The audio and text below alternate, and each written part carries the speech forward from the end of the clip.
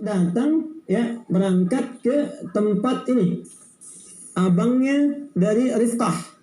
Ya, berarti paman ya, sini ya, paman. Yang tempatnya memang di tempat Nabi Ibrahim dulu sebelum beliau kemudian menyambangi Sungai Efrat ke apa namanya ke dari Haran ya, dari Fadam Arab nanti ya ke Syam. Ini di Fadam Arab namanya, Fadam Aram. Ya, Fadam Aram. Nah, nanti ini punya paman, kakak abangnya Rifkah ini namanya Laban. Ya, ada yang menyebut Laman, ada Laban, itu sepakat, bukan Gaban. Ini Laban namanya, Laban atau Laman. Nah, ini Nabi Yakub ini kemudian dimintakan oleh bapaknya Ishak untuk datang ke padang Arab, dan ini hikmah juga untuk menapak stilasi. Ya, datuknya bagaimana kemudian bisa mendekat kepada Allah sehingga mendapatkan bimbingan-bimbingan wahyu. Karena ini ada terlihat di setiap anak kan ada terlihat keunggulan-keunggulannya gitu ya. Maka diminta untuk mencari nanti pamannya Laban, dan ketika bertemu di padang Arab, Laban ini punya 2 putri. Ini yang paling menarik. Putrinya yang pertama disebut dengan Laya. Kita tulis begini aja lah versi Arabnya kan, kita turunkan. Dan yang kedua disebut dengan Rahil. Rahil. Saat itulah ketika datang kepada Laban, ini sudah tumbuh jadi pemuda, ini juga tumbuh jadi pemudi kan. Kemudian Laban meminta kepada yang aku pilih deh salah satu, ini kan, untuk kamu jadikan istri. Baiknya, Rahilnya cantik, yang lainnya juga cantik, itu perempuan, tapi ini lebih, gitu kan. Ya, walaupun orang bilang cantik kan relatif, gitu kan. Kalau jelek mutlak, gitu. itu candaan orang ya teman-teman. Tapi semua cantik ya, relativitas itu punya nilai yang sangat tinggi. Rahil lainnya ya, dan Nabi Yakub terjebak di dilema di antara 2 cinta pada saat itu, karena sifat kebaikannya menjadikan ingin selalu menyatukan kebaikan. Jangan ada orang merasa kemudian mohon maaf ya tidak mendapat bagian, atau misalnya merasa tersingkirkan atau tidak terpilih. Dan pada waktu itu belum ada syariat untuk memilih ya antara adik dengan kakak. Ya, kalau kita kembali ke surah An-Nisa di ayat 23 itu kan, wa antajma'u bainal ukhtaini illa ma qad salaf. Nah, ini lihat ya, paling kanan sebelah bawah teman-teman sekalian. Ya, yang dilarang itu ya, hurimat alaikum ummahatukum, dan turunannya diharamkan bagi kalian menikahi yang mahram-mahram berikut ini, sampai nanti di bawah wa antajma'u bainal ukhtaini illa ma qad salaf, dan diharamkan bagi kalian menggabungkan ya saudari dalam satu kandungan, adik kakak. Nih, istri saya punya adik perempuan, gak boleh saya nikahi adiknya dalam syariat kita sekarang, illa ma qad salaf, kecuali yang dulu itu pernah ada. Nah, karena belum ada ketentuan, daripada nanti ada satu di antaranya yang merasa dirugikan atau merasa kurang nyaman karena mungkin dinilai nggak dinilai baik oleh Yakub, maka Yakub dengan segala niat baiknya menikahi keduanya. Ya, menikahi keduanya. Laban setelah ini beranjak, nanti di sini, nah teman-teman sekalian, Laya melahirkan 6 orang anak. Ya, 6 orang anak. Di sini ada 6. Ya, 1 Rabin, kedua Syam'un, ya Syam'un, dieja juga dengan Simon, ya, baik ya, yang bukan Simon yang juri itu ya, American Got Talent atau British Got Talent ini Simon. Tapi nanti saya akan masuk kalau ada waktu, kita bisa balik bedah tentang Hollywood. Nggak banyak orang tahu itu. Nggak banyak orang tahu. Saya lompat sedikit deh. Saya lompat sedikit. Saya balik. Hollywood itu apa artinya? Hollywood kayu suci, Ustaz. Kayu suci. Kenapa disebut kayu suci? Nah, belum tahu saya. Karena ini terambil dari satu kisah sejarah. Ada seorang penyihir dulu. Ini kita bisa lacak. Penyihir dia punya satu kayu. Ya biasa kan kalau kita lihat ya narasi-narasi Harry Potter dan sebagainya itu pakai kayu kan. Ya. Jadi begitu di kayu ini dia punya satu keistimewaan dalam narasi mereka, sihirnya itu ketika diberikan sihirnya dia bisa mengendalikan pikiran orang-orang yang kena sihir kayu suci itu. Maka dia bisa diarahkan sesuai dengan pemiliknya, si pemilik kayu itu. Maka kemudian dibuatlah Hollywood untuk memberikan kesan bahwa dari tayangan-tayangan yang diproduksi ditampilkan oleh Hollywood ini diharapkan bisa mempengaruhi pikiran orang-orang sehingga dibawa ya kepada keinginan orang yang membuatnya. Nah, siapa yang bikin itu? Nanti ada turunannya.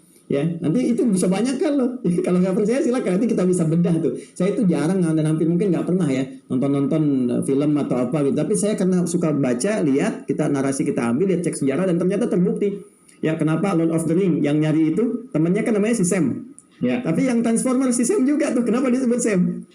Ya, saya balik tahu kura-kura ninja ada berapa? 4, Ustaz. 4, siapa namanya? Donatello, Leonardo, Rafael, sama satu lagi Michelangelo. Tuh, pernah merasakan sesuatu nggak? Kenapa namanya pelukis semua? Renaissance, Ustaz. Ya, bukan hanya itu, Da Vinci Code. Oke. Ya, ada turunan.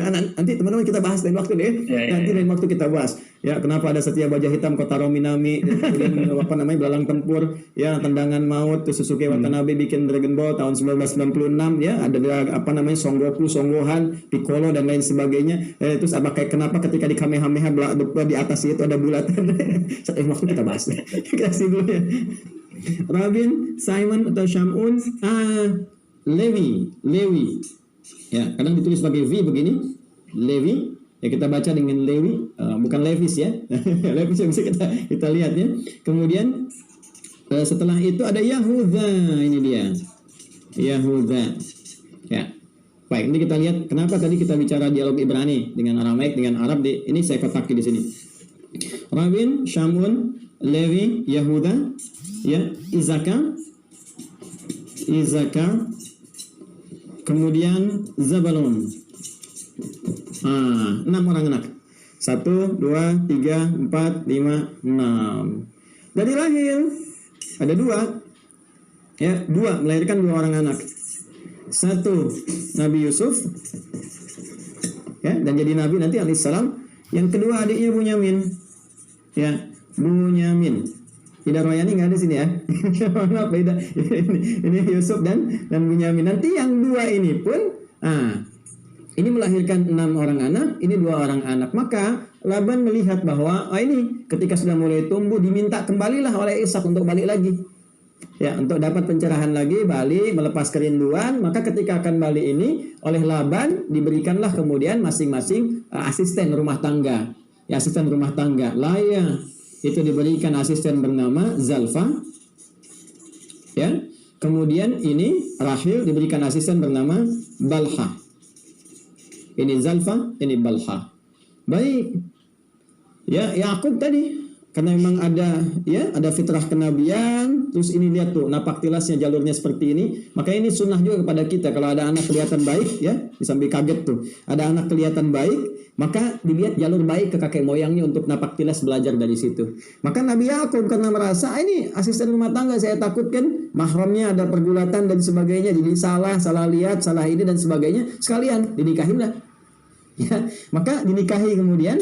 Ini Zalfa dengan Balha, masing-masing dari sini nanti melahirkan 2 orang anak lagi. Ini 2, ada Jad dengan adiknya, kemudian di sini Dan juga dengan adiknya. Ini 2, ini 2. Jadi di sini 6, di sini 2, di sini 2, sini 2. Ya. Jadi 6 ditambah dengan 2 8, ditambah dengan 2 10, tambah dengan 2 12.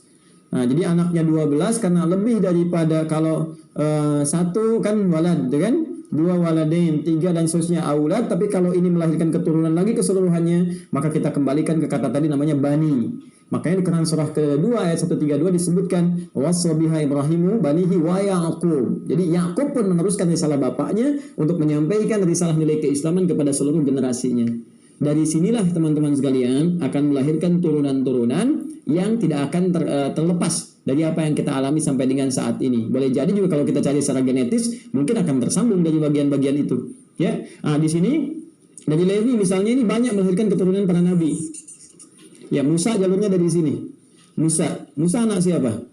Ya, Musa itu kan anak Imran, tapi bukan Imran bapaknya Maryam ya, beda ya. Maryam Imran menikah yang di Ali Imran itu Imran bapaknya Maryam menikah dengan Hana, lahir Maryam, dari Maryam lahir Isa alaihissalam. Itu jalurnya nanti bersama dengan Nabi Zakaria, jalurnya ke Yahuda ke sini. Ya, tapi di Levi ini nanti ada Musa. Ya. Musa bin Qahat bin Adhar bin Levi. Adharnya bukan Adhar yang bapaknya Nabi Ibrahim. Ingat, bukan yang itu ya. Bukan nanti kita tarik ke atas, walaupun di situ ada perdebatan antara bapak dengan paman. Yang bin Adhar bin Tahur, kemudian bin Abir. Nanti dari kata Abir saya turunkan jadi Ibrani. Kan? Bin Kinan bin Arfakhshad bin Sam bin Nuh alaihissalam. Naik ke atas. Ini nanti ada Musa. Ya, termasuk nanti banyak sekali turunan Nabi dari ada Harun.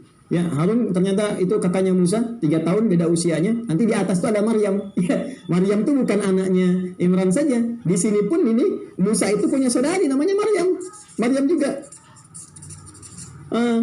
Ya, nanti Musa punya kakak namanya Harun, beda usia 3 tahun. Harun juga punya kakak perempuan namanya Maryam. itu nanti yang menghanyutkan Musa di dalam tabut itu sampai nanti kisahnya Firaun. Makanya ketika ada zamannya Nabi Isa mengatakan ya ukhta Harun, ya kan, kepada Maryam di masa Nabi Isa, ya ukhta Harun, kamu saudarinya Harun, kok kenapa jadi begini kan? Kamu itu orang suci, orang baik, kenapa kok tiba-tiba punya anak? Ya ukhta Harun, ya kan? Kenapa disebut ukhta Harun? Ada dua pandangan di situ. Yang pertama karena Harun punya saudari namanya Maryam, dan diserupakan. Yang kedua kiasan, sama-sama solihahnya. Engkau tuh solihah, engkau tuh baik, kenapa berbuat begini? Maka dijawab oleh kalimatnya Isa, ya inni Abdullah, dan seterusnya nanti ada di Quran surah 19 itu, ya, dari sampai nanti dari ayat 26 diminta puasa, kemudian menjawab ke bawahnya sampai dengan ayat 33 dijamin keselamatannya. Ya, Quran surah 19 ayat 26 sampai dengan 33-nya. Nah, ini turunan Nabi di sini banyak. Nah, dari sinilah teman-teman sekalian ada pendapat yang mengatakan yang dari keturunan Yahuda inilah pertama melahirkan bangsa Yahudi. Bawah. Ya, saya ulang ya. Jadi yang pertama teman-teman sekalian dari turunan ini yang melahirkan nanti bangsa Yahudi. Ada yang beralasan bahwa Yahuda antara bahasa Ibrani ke Aramaik. Jadi Ibrani itu bahasa yang digunakan Nabi Ibrahim di Padan Aram pada saat itu. Ya, Padan Aram ini teman-teman itu sezaman dengan Raja Namrud. Ya, Nimrud. Ya, ada yang pakai dal, kemudian di Arab pakai menggunakan dal. Ya, Nimrud atau Namrud. Nimrud ini di Padan Aram wilayahnya, teman-teman sekalian, sezaman dengan Namrud. Itu yang terjadi dialog nanti di Quran surah kedua Al-Baqarah ayat 208 di paling kanan, agak sedikit ke atas. Ya, jadi ketika alam tara ilal ladzi haja Ibrahim fi rabbih atahullahu mulka itswala Ibrahim, ya, apakah engkau tidak memperhatikan dialog antara Ibrahim dengan seorang raja penguasa yang zalim pada saat itu? Ya, nanti kita akan lihat teman-teman sekalian turunannya. Jadi ini bahasanya menggunakan masih bahasa Ibrani. Ibrani itu ada yang mengatakan terambil juga dari kegiatan Nabi Ibrahim. Ya, Ibrahim yang senang beliau menyeberang. Ya, kemudian merantau, menyeberang, berdakwah dan sebagainya, karena itu disebut dengan Ibrahim. Ya, di bahasa setempat mengatakan yang bisa merantau, yang bisa menyeberangi. Ya, dari kata ini ada juga yang mengatakan turunan dari kakeknya Ibrahim yang tadi saya sebutkan, bin Adar ke atasnya bin Taruh bin Abir. Dari kata Abir ini turun menjadi Ibrani. Hanya ketika beliau menyeberang melewati sungai Efrat sampai dengan ke Aram. Ya, saya ke wilayah Syam sekarang. Ya. Kalau Syam sekarang berarti 4 negara kan? Ya, Palestina, Syria, Lebanon, Jordania gitu ya. Sampai di situ bahasanya sudah Aramaik. Jadi 2000 tahun sebelum Masehi itu menggunakan Ibrani, ke situ menjadi Aramaik dan beda-bedanya tipis. Dia menggunakan dal di situ. Sehingga disebut dengan Yahuda di Arab ini nanti disebutnya dengan dal. Ya, makanya nanti Nimrud jadi Namrud gitu kan. Dan Yahuda menjadi Yahud, ya. Yahud, maka dari sini ada yang beranggapan bahwa Yahudi sebagai turunan dari generasi genealogi ada yang mengembalikan ke sini. Yang kata Yahud, ya. Ada juga yang kedua yang mengatakan bahwa yang dimaksud dengan ini teman-teman sekalian, ya, Yahudi di sini yang dimaksudkan itu menunjuk kepada bukan satu bangsanya, tapi karakteristik yang diinginkan berubah. Ya, sebab setiap mereka melewati sebuah generasi tertentu itu selalu membuat persoalan. Dan persoalan ini jadi sesuatu yang sangat serius. Ya, terutama nanti berkembang setelah wafatnya Musa alaihissalam. Anda bisa lihat ya di masa kisah yang sangat populer ya. Ya, di masa Ishak Yakub, kemudian Yakub punya Yusuf ini yang tadi saya sampaikan dari Rahil turun Yusuf alaihissalam, kan kita ada surat ke-12 kan? Surat Yusuf. Ya, bagaimana 10 saudara ini selain Bunyamin bagaimana mulai terlihat karakteristiknya untuk menyingkirkan saudaranya, menipu bapaknya dan sebagainya ya, dan itu nanti diperbaiki. Ya, bahkan ketika kembali nanti ya ke masa ke Mesir dan dibebaskan oleh Musa, nah sepeninggal Musa ini yang muncul persoalan. Ya, persoalan sangat serius sekali. Persoalan sangat serius di sini sampai di Al-Baqarah ayat 79 itu dikecam oleh Al-Quran langsung bahwa ada satu informasi penting yang Allah sampaikan setelah sepeninggal Musa pada khususnya ketika mereka merubah ajaran-ajaran Musa dan menuliskan versi-versi mereka sendiri. Ya, fawailul ladzina yaktubuna al-kitaba bi aydihim thumma yaquluna hadza min indillah liyashtaru bihi thamanan qalila. Maka celaka yang dimaksudkan bagi mereka dan bisa mencelakakan orang lain. Itu bisa bahaya gitu kan? Apa yang mereka lakukan? Mereka mengubah ya dengan karya mereka sendiri tuntunan-tuntunan yang telah Musa berikan kepada mereka dari generasi sebelumnya dengan harapan bisa mempengaruhi orang dan bisa mendapatkan pendapatan dari situ. Kalau beda pendapat sudah biasa dan menghadirkan pendapatan itu juga digabungkan. Ya, jadi dua sekaligus di situ. Dan celakanya apa? Celakanya mereka juga menyampaikan sebuah narasi-narasi yang nanti memberikan inspirasi pada generasi setelahnya untuk berbuat yang lebih daripada itu. Apa diantaranya? Gini misalnya, saya itu sejak nggak banyak orang tahu mungkin ya, tapi ini juga bisa kita share nanti lain waktu. Saya itu Ustaz Felix selain menghafal Al-Quran juga, saya menghafal dari kitab-kitab lain seperti Bible juga saya menghafal. Ya, dan saya dari sejak masuk kelas 1 aliyah, ya ada yang masuk Islam dan saya pinjam ya dari versinya Barnabas, versi yang lain, versi yang ada perubahan dan sebagainya itu saya kumpulkan. Jadi kadang kalau saya sedang libur, saya pergi ke toko buku, saya kumpulin lagi ada versi yang baru nggak, ada yang baru nggak, jadi saya pelajari lagi. Nah, sekarang contoh gini misalnya. Coba Anda buka di perjanjian lama, itu kitab Kejadian. Ustaz Felix boleh googling lah ya, kan sekarang sudah online ya. Di Kejadian coba buka pasal 32 ayat 28. Ya, pasal 32 ayat 28. Ya. Kitabnya Kejadian. Kitab Kejadian. Ya. Ada, maka orang itu berkata, boleh bantu saya di situ? Namamu tidak akan disebutkan lagi Yakub tapi Israel. Ini dia. Belum selesai itu. Namamu tidak akan disebutkan lagi Yakub tapi Israel. Ya, sebab engkau telah bergumul melawan itu dia. Iya, sebab engkau telah bergumul melawan Allah dan manusia dan kau menang. Itu persoalannya. Ya. Wah, ini yang paling bahaya nih. Jadi diantaranya apa? Ini juga yang paling kita sulit terima nih. Ya ini saya mohon izin ya teman, ini argumentasi ilmiah ya. Jadi kita sedang belajar untuk mengkomparasikan. Nanti kalau keberatan kita bisa diskusi, ya.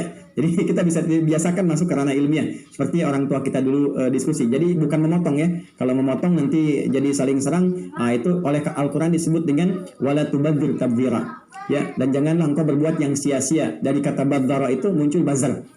Itu dalilnya di Quran wala tubadzir tabdzira, dan janganlah engkau menjadi bazar dengan sebazar-bazarnya. Innal mubadzirina, sungguh para bazar itu kanu ikhwana syayatin, boleh jadi akan dekat kepada setan. Wa kana rabbi kafura, sedangkan setan itu kepada Rabbnya dia ingkar. Makanya kalau ada bazar yang ingkar dengan ayat-ayat Allah, yang suka mencela, yang suka hadirkan hoax, yang suka mengadu domba, nah itu sudah ada wala tubadzir tabdzira. Kalau murid saya tahu tasipan sorofnya badzara yubadziru tabdzira. Ngomong Ustaz ya, antara bazar sama tabdzir. Mohon izin teman-teman di bazar, mohon izin ya. Jadi ini cuma kajian ilmiah ya. Tapi kalau Anda keberatan ya Anda apa-apa. Kalau memang itu tugas ya saya tidak menghormati itu. Tapi kalau Anda ditugaskan mengamati kajian saya juga, itu mungkin hidayah yang Allah berikan. Insyaallah mudah-mudahan ada kebaikan. Ini ya. Nah kan di situ ada persoalan. Apa narasinya di situ? Nah, orang itu berkata, ya, namanya sekarang sudah bukan Yakub lagi. Apa namanya? Israel. Di sini kita temukan kalimat Israel pertama. Nanti saya mau bandingkan antara Israel yang ada di Al-Quran dengan Israel yang ada di dalam ini Kejadian pasal 32 ayat 28. Saya udah baca sarahnya ya, udah baca tafsirnya nih. Jadi saya tahu tafsiran yang menafsirkan malaikat, tafsiran menafsirkan Tuhan, manusia dan sebagainya. Insya Allah sudah saya baca, dan saya baca referensinya dari mana turunannya. Ya, saya sudah membiasakan itu. Jadi nanti di sini persoalan utamanya adalah satu, Yakub alaihissalam ini anaknya Ishak, keturunan Nabi, dan jadi Nabi kemudian. Makanya Nabi mengatakan, ya ini dari orang mulia, dari mulia, rahim yang mulia, orang mulia lagi. Ya Nabi Muhammad SAW turunannya nanti dari mulia, ya dari ke Yusuf, Yakub mulia, Ishak mulia, Ibrahim mulia sampai dengan ke atasnya. Nah, saya teruskan ke sini. Tapi di sini di Kejadian, ya pasal 32 ayat 28 dinarasikan Nabi Yakub itu pernah bergulat dengan Tuhan. Anda bisa bayangkan, jadi Smackdown itu bukan sekarang aja, sebenarnya sudah ada gitu. Ini persoalan, dan Tuhan di Smackdown oleh Yakub. Ini persoalannya, dikalahkan. Jadi dalam gulat itu Tuhan kalah, Allah kalah katanya sama Yakub. Manusia juga kalah. Karena kalah itulah kemudian ya Yakub dinobatkan menjadi yang paling kuat pada masa itu, disebutnya dengan Israel. Jadi ganti namanya jangan Yakub, Israel, untuk menunjukkan kekuatan. Ya jangankan manusia, Tuhan aja kalah. Ya, jadi persoalan teman-teman sekalian, ini persoalan yang paling pertama menunjukkan bahwa ada problem di sini. Ya, ada problem, dan problem ini udah disoal oleh Al-Quran. Ini jadi celaka nanti, jadi orang jadi salah cara berpikirnya, cara pandangnya salah. Cuma nanti di dalam tafsirnya ini ada keterangan-keterangan yang mengatakan Yakub juga cedera bagian pangkal pahanya gitu kan. Jadi begitu Tuhannya kalah, kemudian Tuhan balas pukul ke bagian pangkal paha. Kenalah pangkal paha itu sampai sekarang, karena itu orang Yahudi tidak senang makan bagian paha yang tertutupi oleh kulit itu. Asalnya dari situ, ada tafsiran demikian. Itu bukan tafsiran Quran ya, tapi turunan dari sini. Nah, jadi teman-teman sekalian, saya mau turunkan bahwa ini yang disoal oleh Al-Quran. Dan karakter ini terbawa pada akhirnya. Ya, apa yang menjadikan terbawa ini yang kemudian disoal oleh Al-Quran di masa Nabi Muhammad SAW ya adalah membangun sebuah keyakinan-keyakinan dari satu naratif yang dikreasikan tersendiri dan diwariskan pada generasi setelahnya. Di Tauratnya kemudian ditepikan, muncullah Talmud, muncul turunan-turunan lain, itu diwariskan. Kita harus bangga nih, Tuhan aja kita kalahin, nenek kakek moyang kita dulu ngalahin Tuhan, kan? Maka sekarang kita mesti lebih hebat. Makanya jangankan manusia, perjanjian dengan Tuhan yang diabaikan. Ya, bisa bayangkan komitmen dengan Allah begini, besoknya dia hilangkan lagi. Jadi bikin perjanjian dengan Tuhan, narasinya banyak sekali. Kalau Anda mau cek misalnya, yang pertama kali di Al-Baqarah, saya bisa turunkan dari Al-Baqarah dan di Al-Maidah khususnya, gitu kan, dan turunan yang lainnya termasuk di Al-Qasas. Di Al-Baqarah itu kan muncul pertama kali dari Bani Israil. Saya kembalikan dulu, lompat sebentar ke ayat 51. Nanti saya balikin ke Bani Israil ayat 40, 47 dan turunannya, gitu kan. Ayat 51-nya kan jelas, wa idh wa'adna Musa 40 lailatan thumma ittakhadhtumul ijla min ba'dihi wa antum zalimun. Kalian ini kan sudah komitmen mau nyembah Allah, diutus Musa. Ya, Musa tuh udah baru belum kering tuh tapak kaki itu, tapak kaki belum kering, dibebaskan dari Firaun dan turunan-turunannya, gitu kan, yang turunan maksud di sini bala tentara yang pada saat itu ditenggelamkan ya di Laut Merah itu. Ketika semuanya selesai selamat dari itu, Musa diminta oleh Allah menghadap dulu untuk mendapatkan pedoman hudan itu yang kelas disebut dengan Taurat. Itu nama umumnya hudan. Nabi Adam dapat hudan, jadi semua nabi punya hudan. Al-Baqarah ayat 38. Yaqulna habitu minha jami'a fa imma yatiyanakum minni hudan. Musa dapat hudan, nanti namanya Taurat, gitu kan? Hudan tahu dari mana? Quran surah 17 ayat yang kedua. Wa id ataina Musal kitaba wa ja'alnahu hudan li bani Israil. Maka ketika dia kemudian berangkat ke Tursina itu, ya, kemudian untuk mendapatkan turunan dan Commandment 10 perintah Allah Subhanahu wa taala, apa yang terjadi? Sudah komitmen mau nyembah Allah, dijaga juga oleh Nabi Harun yang alaihissalam, dijaga di situ dengan baik. Apa yang terjadi? Mereka tiba-tiba kemudian menyalahi ketentuan Allah, langsung pengen dihadirkan Tuhan. Ya, lewat sesembahan dari anak lembu itu, yang ketika mereka lihat satu kaum mereka menyembah punya Tuhan tertentu, dia katakan, tolonglah sendiri kan, buatkan kepada kami seperti ini sehingga kami bisa mengikuti jejak orang-orang itu. Anda bisa bayangkan nggak? Baru punya perjanjian dengan Tuhan dan dilanggar lagi. Nanti ada yang bunuh nabinya. Nanti yang saya mau cerita lagi lebih dahsyat lagi. Nabi Musa disuruh perang dengan Tuhannya. Kita mau duduk-duduk aja sampai kamu menang, katanya. Nanti kita masuk saat masuk bab Palestina. Ya, saat masuk ke situ. Jadi ini udah biasa. Tuhan aja dilanggar, apalagi kamu, apalagi saya. Kalau sekarang ada perjanjian peta damai, nah ini yang mau kita tarik tuh ke sini. Tahun sekian dilanggar lagi. Ya ini karakter yang dibawa turunannya. Tapi apa nggak ada solusi? Ada, belum sampai kita. Ntar sebelum subuh nyampe situ, insya Allah. jadi saya ingin bawa ke narasi itu. Ini turunan dari sini, teman-teman. Jadi ini yang merubah karakter cara berpikir. Tadi dikecam oleh Al-Quran. Kalau kamu benar ahli kitab, yang pernah dapat kitab, jujur dong sampaikan apa isinya. Bandingkan. Makanya banyak di Al-Quran itu tawaran-tawaran untuk mengungkapkan kebenaran. Ya, coba sampaikan kebenaran. Terus bisa diuji, silahkan uji. Ini benar nggak bahasa Tuhan seperti ini? Ya, apakah ini bahasa manusia? Kalau bahasa Tuhan nggak akan bisa. Semua manusia bisa menirunya. Makanya Al-Quran tegas sebelum disampaikan kepada kita, ya, nilai-nilainya, tuntunannya, hikmahnya, itu bahkan menawarkan dulu, bahkan menantang. Kalau Anda meragukan ini kalam Allah, firman Allah, silahkan Anda buat seperti ini. Maka Anda nggak bisa temukan. Walaupun Anda kumpulkan kemudian jin dan sebagainya untuk membuat yang semisal itu, tidak akan dapatkan. Dan nggak ada satu kitab suci pun di muka bumi ini yang menghadirkan tantangan kepada semua manusia untuk menguji otentisitasnya kecuali Al-Quran. Ya, kecuali Al-Quran. Maka dengan itu Al-Quran begitu pede kemudian menyampaikan sebuah pesan, coba perbaiki, jangan begitu. Nanti ini melahirkan keburukan-keburukan. Ini akan melahirkan pertentangan-pertentangan, perselisihan, pertumpahan darah. Dan itu terbukti sampai dengan kekinian. Nah, padahal karakteristik Yakub itu nggak seperti itu. Wah, bagaimana ini seorang manusia bisa melawan Tuhan Sang Pencipta dan bisa menang? Ini yang paling dahsyat tuh, saya menang lawan Tuhan. Nggak kepikir juga saya itu. Kalau mungkin bergumul, ya kita juga bingung juga gitu kan. Tapi ini sampai menang lawan Tuhan, Anda bayangkan. Ya, maka disinilah kemudian Al-Quran ingin meluruskan bagaimana salehnya Yakub. Ya, bagaimana Yakub itu begitu taat. Terutama di surat Yusuf, sampai diturunkanlah surat atas nama anaknya Yusuf.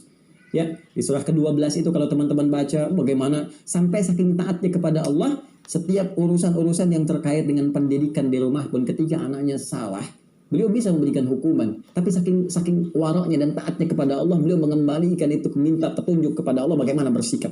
Sampai anaknya mengatakan, "Bapak, kok masih begini aja?" gitu kan. Dia berkata apa? "Innama ashku bathi wa huzni ilallah." Saya hanya menghadirkan curhat saya kepada Allah saja. Ya, saya ingin menghadirkan tangisan saya kepada Allah saja supaya Allah berikan petunjuk yang terbaik untuk kalian, untuk kita semua. Nah, karena luar biasanya ketaatannya kepada Allah Subhanahu wa taala ini, kepatuhannya kepada Allah, ya Allah dalam bahasa dahulu turunan daripada Ibrani, kemudian nanti ke Aram, ke Aramaik, itu disebut Il namanya. Il. Il seperti ini. Il. Ya. Nanti kesananya juga ada Eli. Ya.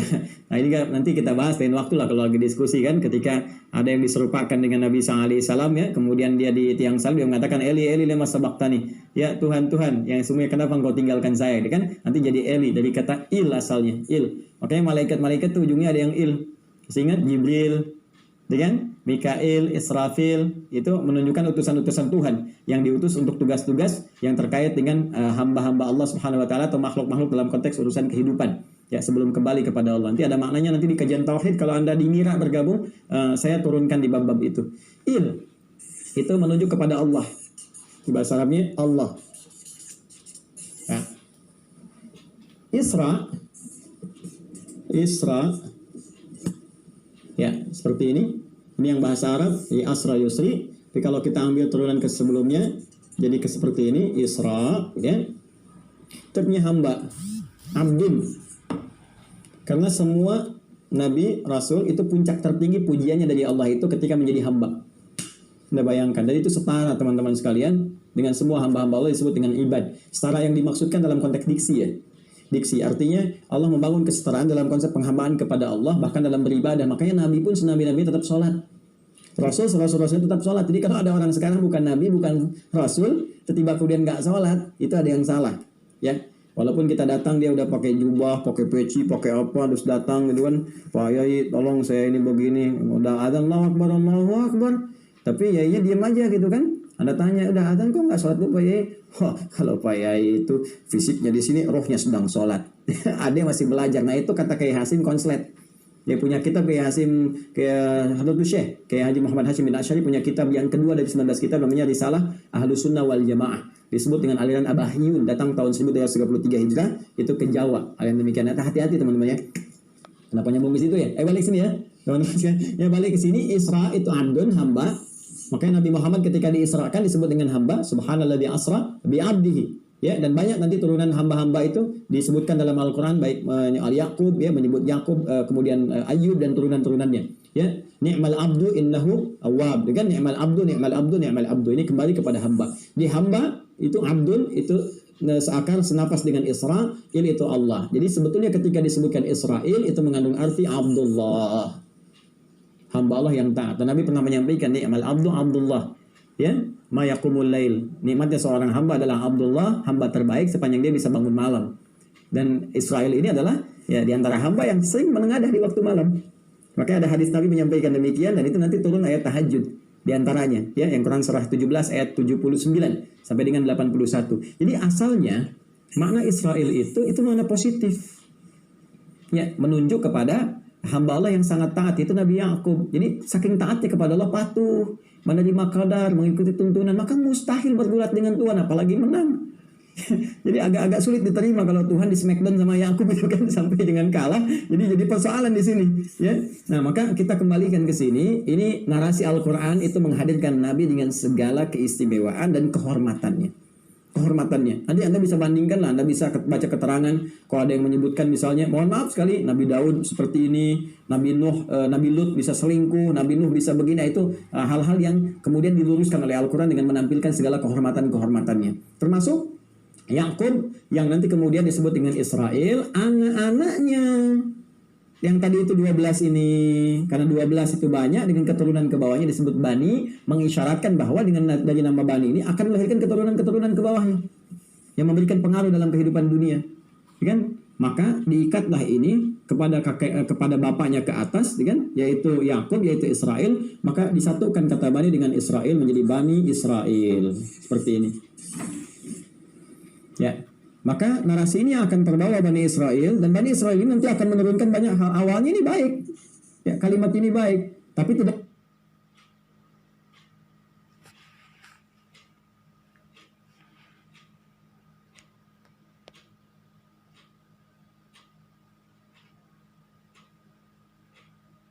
Karena nanti lingkungan akan mempengaruhi fabawah yuhawidani au yunasirani au yumajisani. Ini akan mempengaruhi bagaimana nanti mereka akan bersikap, ya.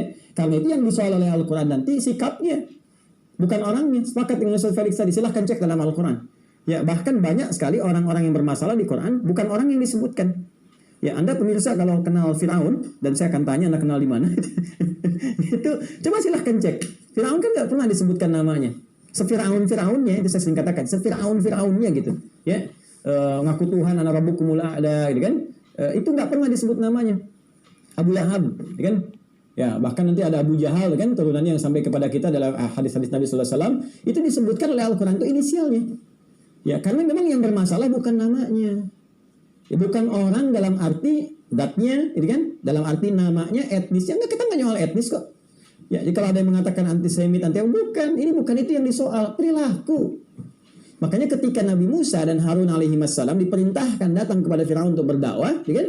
Dan yang disebutkan apanya? Quran surah 20, teman-teman, Toha, ayat 43 sampai 44. Idhaba ila fir'auna innahu tagha. Ya kan? Ya, Musa dan Harun pergilah kepada Firaun. Raja disebutkan inisialnya untuk memberikan kesan bahwa ini namanya nggak salah. Jadi jangan sampai ada orang kemudian berbuat salah, Anda soal namanya. Karena belum tentu orang punya nama serupa berbuat yang buruk. Oh, hati-hati gitu ya. Dan jangan perbunyikan namanya. Itu nih luar biasa nih. Namanya Hasan, kelakuan Joni misalnya kan. Anggap begitu. Joni juga nggak begitu.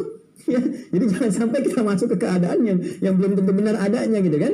Dan dahsyatnya apa? Ini nanti dikutip kekinian sampai inisial disebutkan, sampai kan sekarang jadi narasi kan, termasuk di kepolisian misalnya kalau ada orang salah kan inisial disebutkan.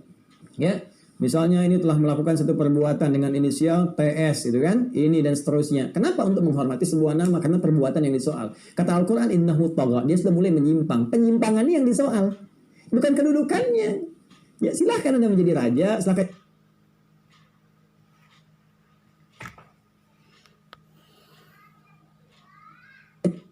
jadi pemimpin, silahkan jadi pejabat, silahkan jadi konglomerat. Tapi ketika itu sudah membahayakan orang lain, datanglah kemudian agama untuk memberikan pencerahan supaya dikembalikan pada kebaikan. Makanya di Islam itu yang jadi direktur tetap jadi direktur.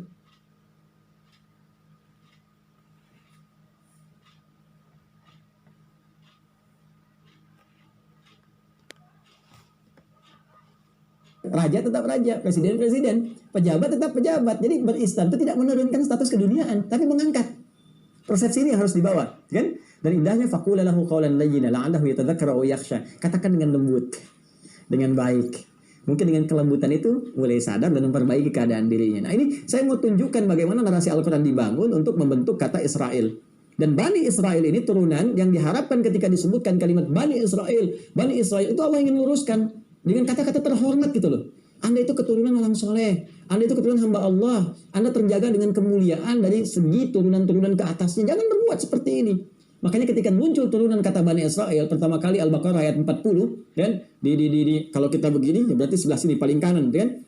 Di pertengahan, ya Bani Israel dzkuru ni'mati allati an'amtu 'alaihim. Ya ni'mati allati an'amtu 'alaikum wa aufu bi'ahdi wa fi bi'ahdikum wa iyaya farhabun. Hei Bani Israel, anak keturunan Israel, Yakub yang saleh, yang bermunajat kepadaku, yang sering bangun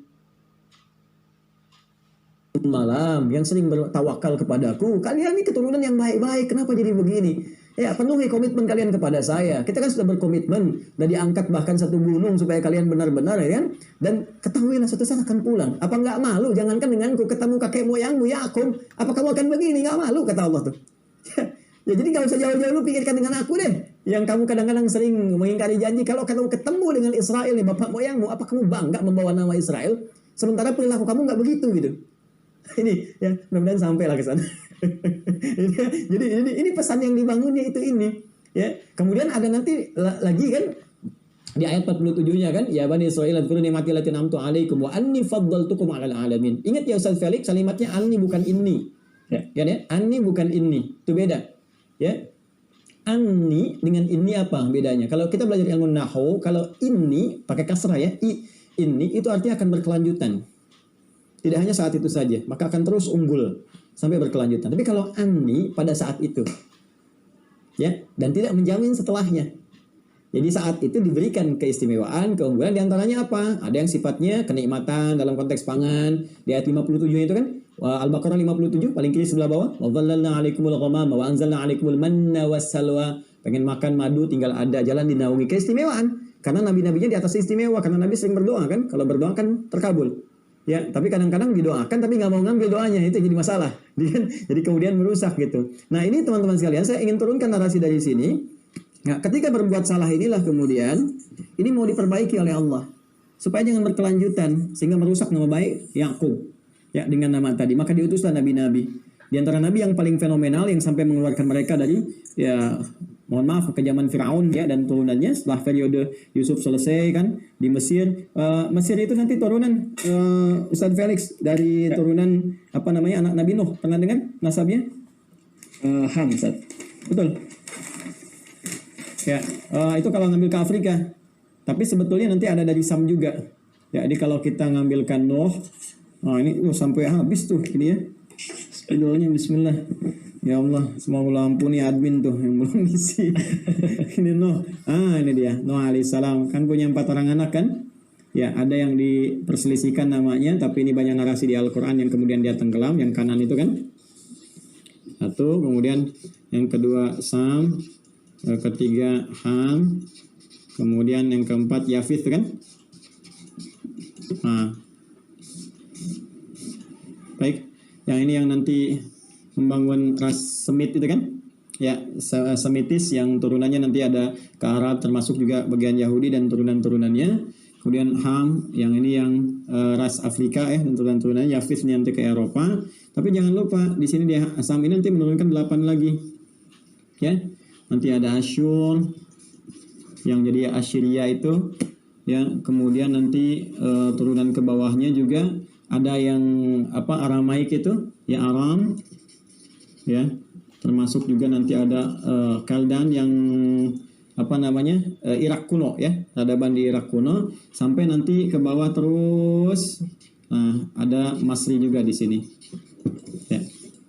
Termasuk di sini nanti ini ke-8, yang ke-7-nya Ibrani. Jadi Ibrani itu asalnya bukan menunjukkan sebuah bangsa, tapi nanti untuk alat komunikasi yang ada pada saat itu. Ya, nggak membentuk karakter. Ini cuma saya turunkan saja. Kemudian teruskan kembali ke yang tadi. Kita balik lagi. Jadi kita ingin luruskan dulu ya narasi Bani Israel dalam Al-Quran sebetulnya itu mulia. Israel itu menuju kemuliaan gitu, bukan tingkah pola angkuh. Karena itu turun ayat-ayat Quran untuk meluruskan kembali perilaku mereka. Kamu jangan begini, kan? Puncaknya dimulai di masa Musa alaihissalam. Ya, masih ingat tadi Musa turunan ke Levi kan?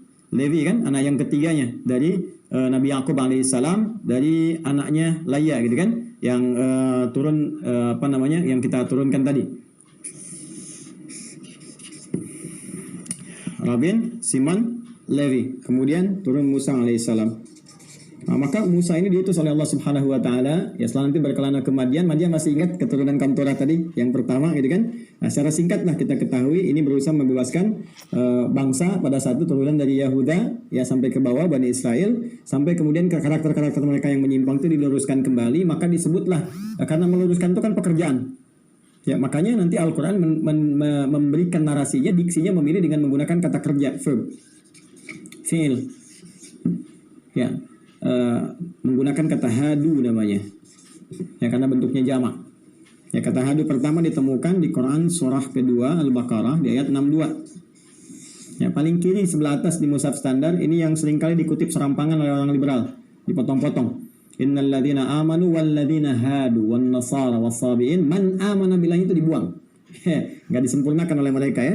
Nah, hadu ini seakar maknanya dalam bahasa Arab dengan kata tabu.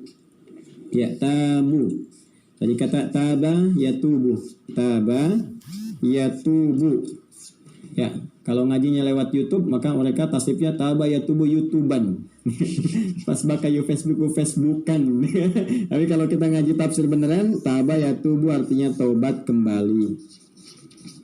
Bukan cuma kembali ya, tapi kembali ke jalan yang benar, ke jalan yang lurus, kembali ke jalan yang benar, hak, kebenaran mutlak. Dia ada kembali ke asal, disebut ada yaudu. Audan Idul Fitr, kembali kepada asal kita, asal makan dari kata futur atau fitrah. Di Quran surah 30 ayat ke-30-nya ya. Fa'aqim wajhaka lid-dini hanifa fitratallahi allati fatara an-nasa 'alaiha. Itu Id.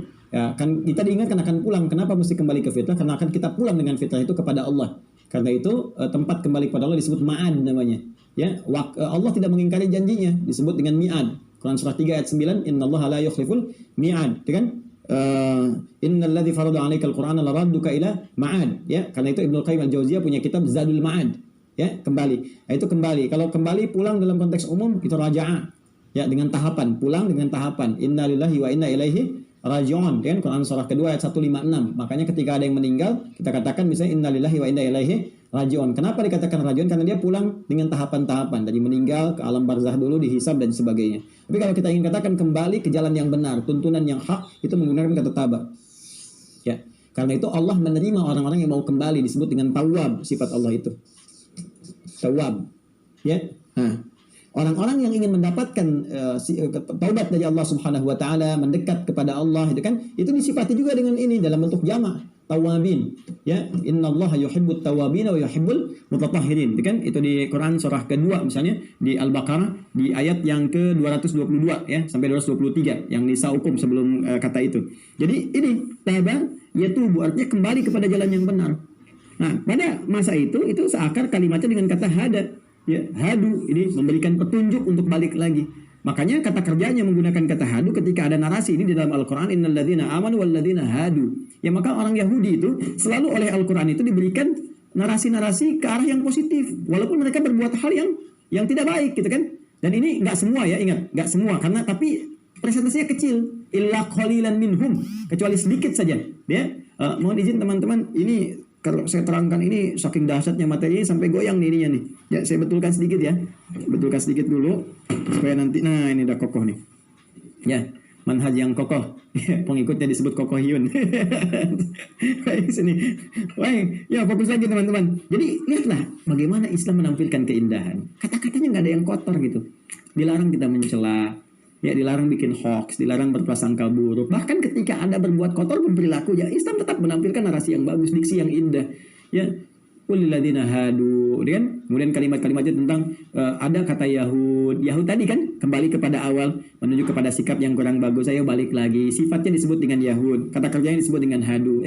Kamu ini seharusnya balik. Kamu tuh punya kakek yang bagus, namanya Israel. Ya, anak-anak cucu Israel keturunannya yang kamu kemudian beraktivitas, kadang menyimpang dan sebagainya. Ayo balik lagi. Ikuti kemudian pola datukmu, kakekmu, kan? Ini aku utus seorang nabi mengajak kamu kembali. Tapi kemudian apakah semudah itu? Tidak juga. Karena tadi banyak narasi yang dibuat hasil kreasi manusia dari penyimpangan. Nah ini kalau ada seseorang yang sudah menyimpang kemudian dia bikin sebuah karya, tulisan, apalagi orang itu melekat gelar kepadanya misalnya. Ya seperti dicela kan di dalam Al-Quran itu. Ada kan mohon maaf tuh pemuka-pemuka Yahudi bahkan di masa-masa Nabi sallallahu alaihi wasallam yang sebelum-sebelumnya, karena mereka dianggap sebagai pemuka maka jadi tumpuan, jadi teladan gitu kan. Tapi ketika dia menuliskan sesuatu yang salah jadi kecelakaan. Seperti Firaun yang sangat menyandarkan kepada pembisiknya di istana itu, Haman, kan intelektual itu.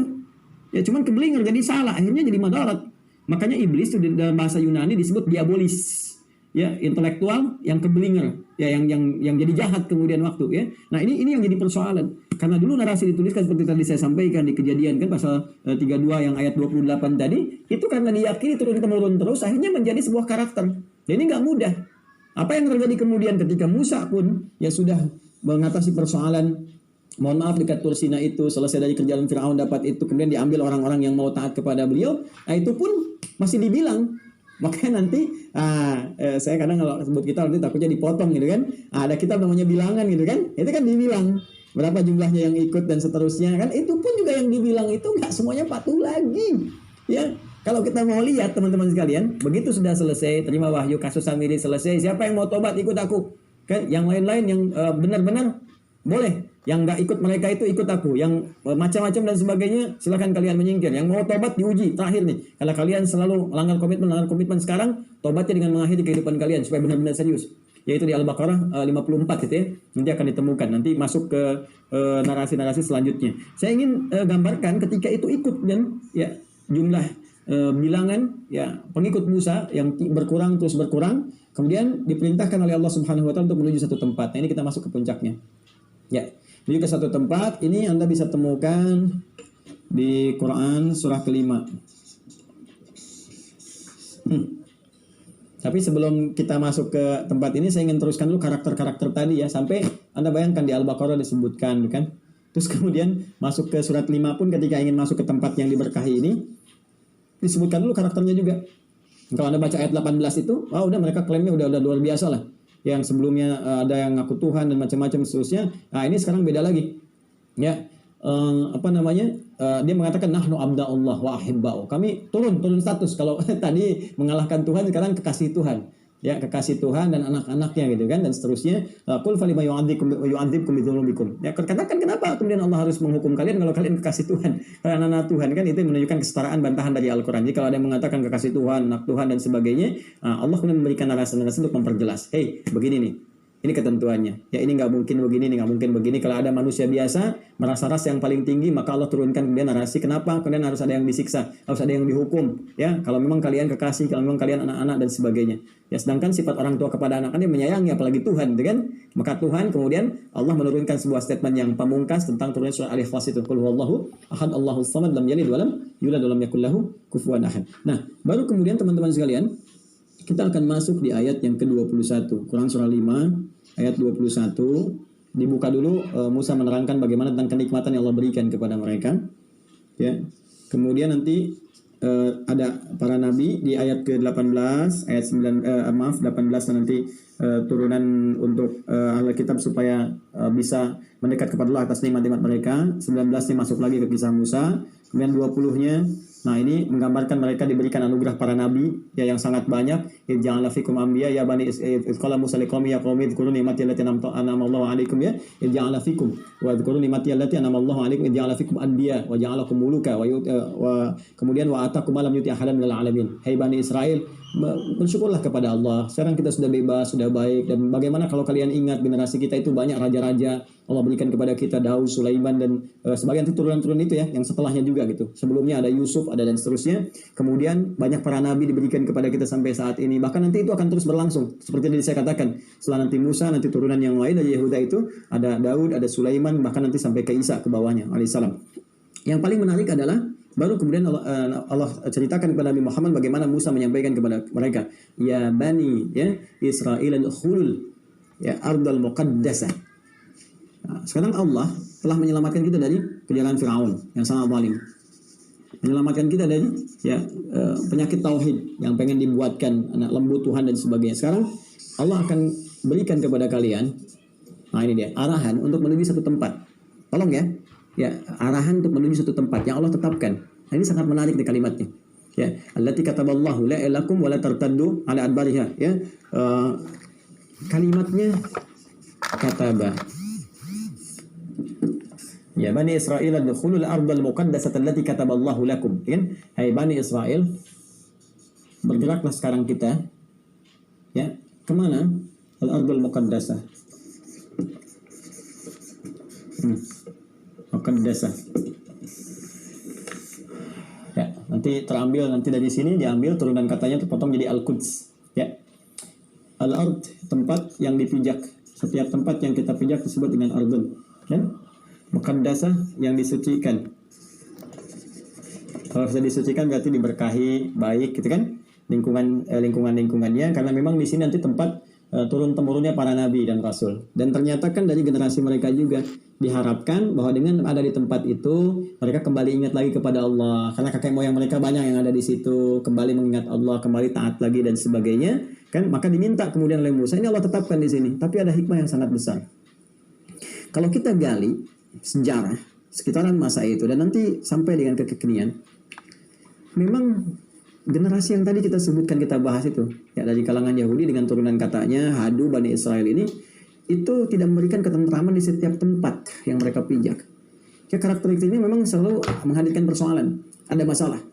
Ya bahkan ke era modern pun ya kita bisa lihat bagaimana di Eropa bikin masalah, bagaimana tempat ini bikin masalah, di sini bikin masalah, sehingga semua terusir gitu kan.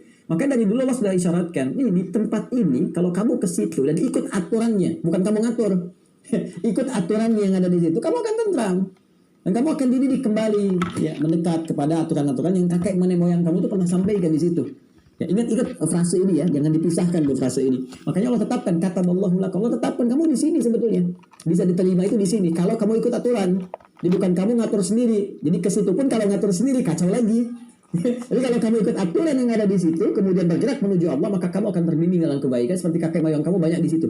Dan banyak yang menerima wahyu sampai tempat itu disucikan, Al-Ardul Muqaddasah. Belum masuk ke situ, apa jawaban mereka? Lihat ayat 22-nya.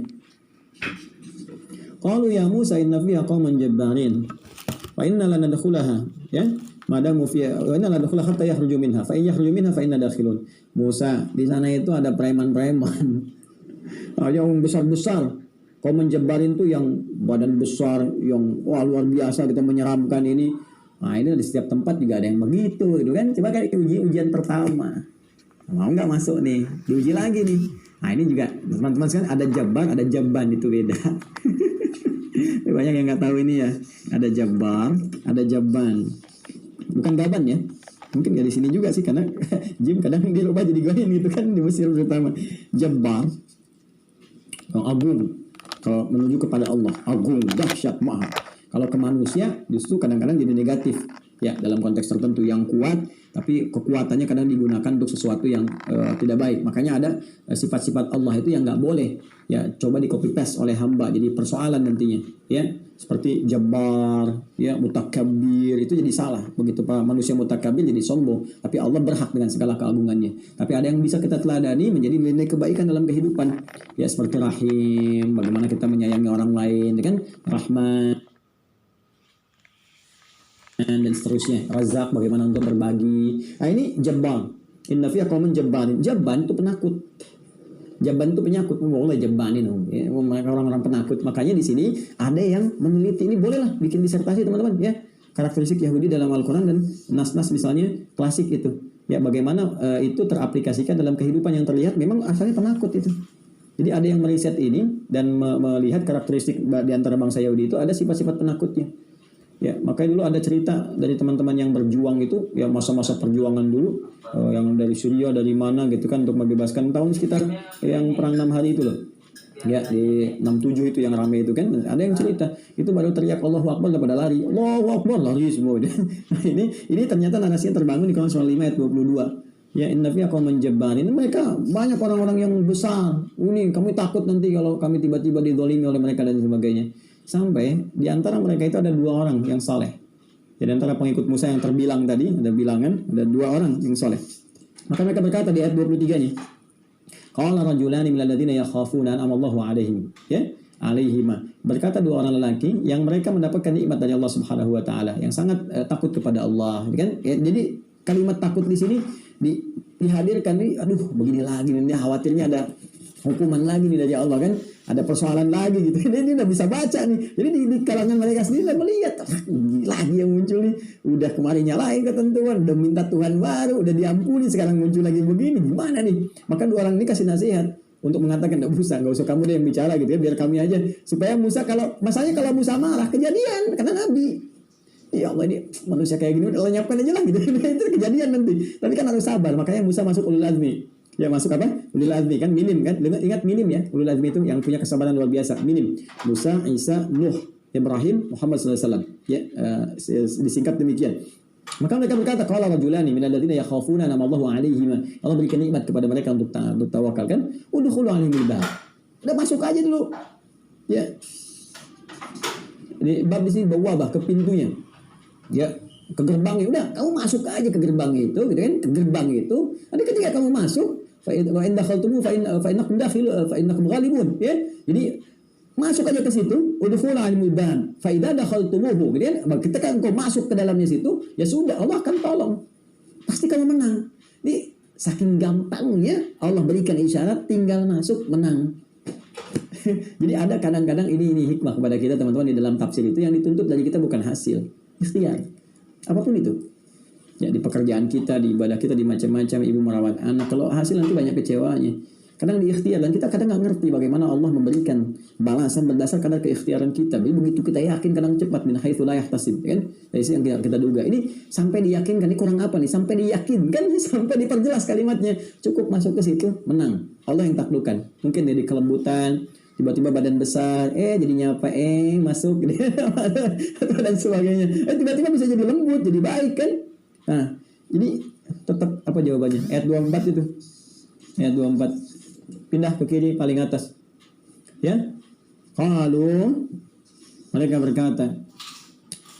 Apa yang mereka katakan? Ya Musa, inna la nadkhulaha madamu fiha fadhhab anta wa rabbuka faqatila innaha huna qa'idun. Memang luar biasa nih. Nyebelin banget, lebih daripada Joni ini. Ya mereka katakan, aduh Musa pokoknya selama mereka di situ nggak mau masuk lah, pergi aja Musa kamu sama Tuhan kamu, silahkan berperang dengan mereka. Ntar kalau menang kabarin kita di sini ya, baru kita ikut. Tuh coba lihat, udah dibuktikan dengan tongkatnya dibelah lautan, kelihatan Firaun ditenggelamkan, masih berkata demikian. Padahal tinggal masuk situ langsung berhasil. Nah, tempatnya yang diberkahi itu teman-teman, Ardul Muqaddasah, nggak ada yang lain. Ya, dari narasi ini termasuk dalam sejarah, termasuk nanti ketika Allah menyebutkan di surah Al-Isra itu ayat pertama, Subhanalladzi asra bi 'abdihi lailan minal masjidil haram ilal masjidil aqsa alladzi barakna haulah. Jadi kalau kata barakna itu yang diberkahi itu mengandung nilai kebaikan, kesucian, nama lainnya yang muqaddasah itu, Ardul Muqaddasah. Ya, itulah wilayah yang kita kenal sekarang ada di wilayah bumi Palestina. Makanya ada yang menyebutkan dari kalangan Jabbar itu kaum Palestina yang ditarik kemudian ke Finit. Finit itu kalau kita tarik lagi, Ustaz Felix ke yang tadi yang saya sebutkan 8 itu, bangsa-bangsa itu. Ini kalau saya rinci lama ini, takutnya sampai besok subuh di kuliah duha gitu. Jadi kita turunkan ke sini lagi. Nah, masuklah mereka ke situ, padahal makanya Palestina itu punya karakteristik pejuang. Maka jangan heran kalau sekarang mereka mengatakan, udah biar kami aja yang jagain Aqsa, kalian doain aja di sana. Ya, kalian support kami dengan doa, kalian siapkan baik-baik. Kami memang tempatnya di sini. Biar kami berjuang gitu kan, dan sebagainya. Makanya ketika saya banyak cerita lah tentang bagaimana perjuangan, tentang macam-macam dan seterusnya gitu kan. Tapi di luar itu banyak nilai kemuliaan di dalamnya. Ya, dan yang paling dahsyat adalah kenapa mesti masuk ke sini? Yang diarahkan oleh Allah Subhanahu wa taala untuk mengikuti hukumnya, bukan untuk, awas ya, ingat baik-baik, bukan untuk mengatur. Ketika mengatur jadi persoalan. Ya, ternyata cuma di sini nanti akan bisa menghadirkan ketenangan dengan bimbingan orang-orang yang pernah mendapat petunjuk Allah di situ. Ya. Makanya nanti turunkan ada Yusa bin Nun ya setelah itu dan seterusnya. Apa jawaban Musa di ayat 25-nya? Ketika 24 mereka bilang begitu. Ya. Aduh ya Allah, itu kan aku nggak punya siapa-siapa lagi. Ya, kecuali saya dengan saudaraku ini yang disebutkan. Ya. Qala rabbi inni la amliku illa nafsi wa akhi fafruq bainana wa bainal qaumil fasiqin. Ya Allah, aku kayaknya udah nyampe sini aja deh. Sesuai dengan yang kau tugaskan kepadaku ya Allah, aku udah bimbing mereka keluar dari Mesir, risalah udah aku tunaikan. Nah, saya kira kata Musa ini udah keterlaluan sama mereka ini, katanya aku nggak punya siapa-siapa lagi kecuali aku dengan saudaraku ini Harun nih, tunjukkan kepadaku seperti apa nih ya, kalau bisa di titik ini ya Allah tolong pisahkan aku dengan orang-orang fasik. Jadi kalau bisa ya Allah sekarang setelah semua perjuangan ini sisakan yang baik-baik ya Allah. Sisakan yang baik-baik aja ya, supaya nggak ngadapin yang begini lagi, tahu-tahu nanti hancur. Aku nggak mau berdoa dihancurkan seperti Nuh berdoa, Lut berdoa, tolong sisakan yang baik, pilih ya Allah ini supaya aku bisa ikutkan. Tapi jawaban Allah apa? Ayat 26-nya. Ya. Allah tidak menjawab aku pisahkan, untuk tidak kan? Tapi yang paling menarik, qala fa innaha muharramatun alaihim, bukan alaikum. Qala fa innaha muharramatun alaihim. Tolong baca Quran dengan baik ya. Karena perilaku mereka ini dan mengikuti menyakiti Nabi, nanti yang Ustaz Felix tadi singgung itu lima tu'dzunani kan, kenapa kalian menyakiti aku, itu kalimat sampai ke pamungkasnya begitu tuh, pisahin aja ya Allah, itu sisakan yang baik-baik aja. Maka dari situlah Allah menurunkan ini bagian yang paling dahsyatnya, qala fa inna muharramatun alaihim. Kamu ini udah dikeluarkan dari Firaun, nyakitin Nabi juga gini juga, udah aku haramkan bagi kalian selama 40 tahun. 40 tahun ini nanti banyak perbedaan tafsir ya. Ada di sini masanya, ada yang mengatakan 40 tahun dalam hitungan manusia, ada yang mengatakan 40 tahun dalam hitungan Allah yang Allahu a'lam berapa bilangannya. Ada yang mengatakan tahun di sini generasi. Jadi ganti generasi ini, ganti generasi ini, ganti generasi ini sampai seterusnya. Nanti ditafsir lagi di teman-teman Quran surat 17 ya. Nanti lain waktu lah ya. Ini panjang sekali kalau kita mau detilkan di surat 17 itu di Al-Isra. Ya kalau kita lihat dari ayat 4, ayat 5, 6 sampai dengan 7 gitu kan, sebelum pindah ke halaman berikutnya, itu nanti akan ada sesuatu yang luar biasa dan itu harus ngaji benar. Ya, ngaji itu ya, jauh ngaji di mana dan nanti diturunkan lah. Nah, nanti setelah itu apa yang terjadi? Kata Allah, fa innaha muharramatun alaihim. Oke, orang-orang fasik aku haramkan di situ. Ya, cuman kan Musa masih bertugas di situ. Jadi untuk Musa nggak berlaku ini. Tapi Allah berikan rahmat kepada Musa. Baiklah Musa, karena engkau di sini sudah selesai, tugasmu sudah baik, kau menghasilkan begini, tapi mereka seperti ini, maka jadi rahmat untuk Musa. Mereka berputar-putar tuh. Ya, padahal di sekitaran itu ada yang mengatakan dari sini balik ke sini lagi, muter lagi terus, tuh kan? Ya, sampai Musa pun meninggal dalam konteks membimbing mereka itu supaya taat dalam konteks meninggal dunia, dan meninggalnya ini para ulama sepakat rahmat buat Musa supaya nggak ketemu lagi yang nyebelin. Ya ingat bahasanya ya, jangan diputar-putar nih. Ingat yang seperti ini gitu, yang mengesalkan dan seterusnya. Maka teman-teman sekalian ini selesai. Musa tugasnya di sini, meninggal beliau di situ, Harun juga kemudian meninggal, dan nanti ini akan terus bergenerasi. Tapi Musa sempat memohon sebelum meninggalnya. Ini ada riwayat menyebutkan, ya Allah, berikan aku petunjuk, aku ingin meninggal dekat ke tempat itu. Maka diminta dilemparkan batu dan nggak berjarak banyak dari situ, kemudian meninggal dunia. Nanti akan diteruskan oleh nabi-nabi setelahnya untuk membimbing, ya, di antaranya Yusuf bin Nun dan seterusnya, gitu kan, yang membimbing untuk mendekat kepada tempat yang dimaksudkan. Jadi Allah memberikan isyarat di sini, bumi ini sepanjang itu bisa diikuti aturan di dalamnya, bukan ngatur sendiri. Ya, jadi Allah itu memberikan rancangan, ada orang-orang terbaik yang Allah berikan bimbingan di sini. Kemudian dari bimbingan itu bisa memberikan kedamaian untuk orang-orang ini. Ya, diatur baik, terus bisa harus ada yang jabar tadi supaya bisa memecah perilaku-perilaku mereka, bisa patuh dan turunannya. Nah, ini yang kemudian ditangkap ya oleh Nabi sallallahu alaihi wasallam untuk disampaikan risalahnya berdasarkan Nabi beliau kepada sahabat-sahabatnya. Maka beliau berikan manhaj, ya, berikan cara, berikan bimbingan. Nih, sekarang sudah ada perubahan-perubahan, ada banyak penyimpangan-penyimpangan ya di bumi-bumi itu, kita harus luruskan ke depan karena kemudian nanti dikuasai oleh generasi yang Ais tadi. Ada Romawi dan turunannya. Nah, ini jadi persoalan juga nanti, jadi persoalan juga. Makanya ketika kemudian Nabi SAW meninggal, manhaj ini dibaca oleh Umar, dikumpulkan dan jadi sebuah acuan kurikulum. Nah, makanya saya juga mengusulkan, ya, penting ini jadi kurikulum ini dilanjutkan. Boleh jadi ada fakultas Baitul Maqdis, mungkin perlu ada itu, saya pikir. Ya, diturunkan bagaimana di zaman Nabi itu menurunkan sebuah kurikulum dibaca oleh Umar. Jadi begitu Umar baca ini, disiapkan kemudian orang-orang terbaik, ya, dari generasi terbaik, pasukan yang terbaik juga, untuk kemudian dibukalah. Makanya bahasa Arabnya di kita itu dari narasi Al-Quran selalu menggunakan kata fatah. Fatah. Ya, inna fatahna laka fatham mubina, kan? Ada surah Al-Fatah, surah 48 itu kan. Jadi fatah itu membuka sesuatu yang baik. Makanya Allah punya nama namanya Al-Fattah, yang membuka segala nilai-nilai kebaikan. Makanya orang Islam itu dimanapun adanya, dia harus membuka nilai kebaikan. Jujur, inspiratif, baik, dan sebagainya, itu fatah. Jadi nggak pernah diistilahkan ihtilal, penjajahan, ya, ataupun misalnya ekspansi dan sebagainya, tidak. Selalu nilai-nilai kebaikan. Jadi orang Islam itu datang, sampaikan yang baik-baik. Dan ke Indonesia nggak ada peperangan dan sebagainya.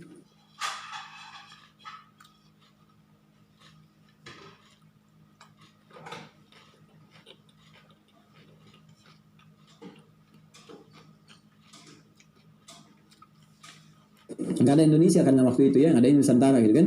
Dan Nusantara juga nanti kita belajar tuh, Ustaz Felix. Nusantara itu kan dari Nuswantara. Ada 5 unsur di situ. Unsur kelimanya yang paling menarik itu nanti akan terkait dengan konturah yang tadi saya sebutkan.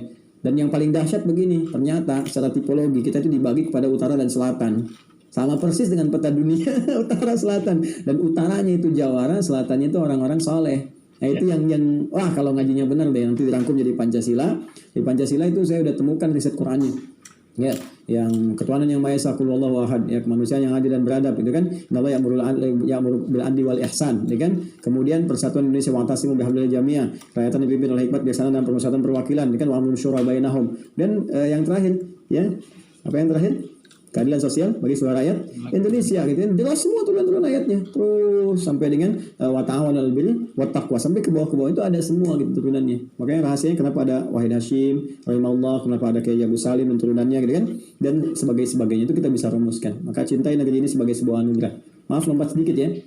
Jadi balik ke sini teman-teman sekalian, Allah sudah sampaikan. Maka melalui Nabi Muhammad SAW, kurikulumnya datang ke Umar petakan. Maka ketika dibuka gerbang Baitul Maqdis ini, ya, Masya Allah, dengan kedamaian, dengan kebaikan.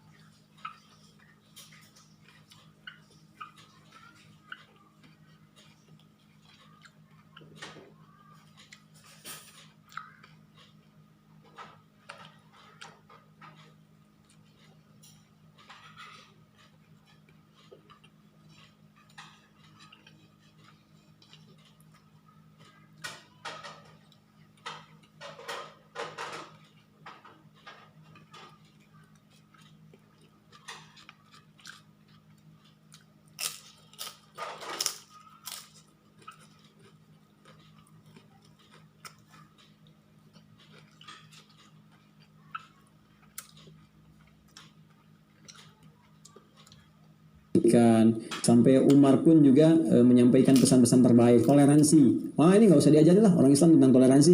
Ya lakum dinukum waliyadin sudah luar biasa. Maka Umar nggak mau ganggu. Yang Kristen nggak ada. Yang gereja dibiarkan saling menghormati, dijaga sampai kurang lebih 460 tahun. Ya bayangkan 5 abad itu damai, baik. Sampai datanglah bencana kemudian. Ya. Ada pasukan baru datang ke situ lagi, bawa kurikulum yang baru, yang ada pembantaian, sampai dibantai, sampai mereka bangga mengatakan darah-darahnya sampai ke lutut-lutut kami dan sebagainya gitu kan. Nah ini yang jadi persoalan, saya nggak perlu sebutkan ya, tapi Anda baca sejarah aja deh. Nanti kalau saya sebutkan dipotong kalimat jadi bahaya juga buat saya gitu. Yang sering terjadi sekarang begini. Ya saya kalau mau cerita panjang lah, saya itikaf gak tahu apa-apa, kan 10 hari di masjid tiba-tiba ada potongan video nyebar kemana-mana, dia itu dipotong. Nah, tapi alhamdulillah, saya kita pahami. Nah ini kembali ke sini. Kemudian ada Salahuddin Al-Ayyubi. Ya setelah itu memetakan lagi kurikulum Umar. Nah ini dahsyatnya. Jadi bukan kurikulum baru yang dibawa Salahuddin. Kurikulum Umar ya dibawa lagi oleh beliau. Dilihat lagi kemudian.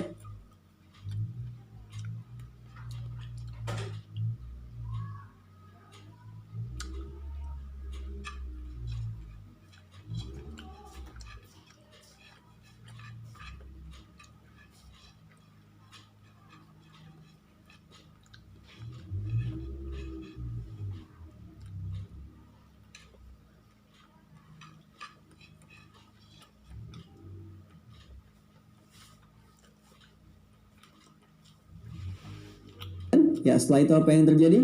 Dipelajari, ditaklukkan kembali, dibuka kembali dan adil kembali. Dan itu berlangsung lebih lama setelah itu. Ya, yang tadi 5 abad, kalau ini hampir 8 abad kurang lebih kan. Tadi 460 tahun nih sekitar 830 tahun. Ya, yang itu berlangsung kemudian menjadi sesuatu yang sangat luar biasa. Sampai tibalah kemudian bencana itu terjadi. Ya 1917 kan Theodor Herzl support oleh keluarga Rothschild. Rothschild itu tahu nggak?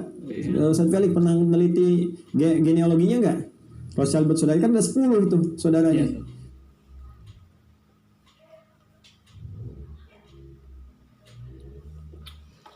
Ya, ada yang di perbankan, ada yang di minyak. Itu kan Rothschild asalnya di minyak dan ditukeran dengan yang nomor 9. Dia nomor 8 dari 10 bersaudara itu. Tahu nggak keturunan siapa? Dari Yafitik, Ustaz. Ya, nyambungnya kemana? Namrud. Itu harus pokoknya kalau belajar saya bisa turunkan tuh genealoginya sampai ke situ. Ya, terus ada lagi yang paling dahsyat, cuma saya nggak mau sebut karena ini luar biasa ini. Ada keturunan Firaun juga, terus itu gabung. Nah ini yang membelah Palestina. Ya, Inggris dengan Prancis kan kerjasama, terus masukkan ke situ. Nah ini memang genealogi kembali ke atas lagi itu yang watilkal ayyam nudawiluha bainan nas itu. Jadi terus terputar dengan orang-orang yang berbeda, tapi karakteristik yang mewarisi dari sebelumnya.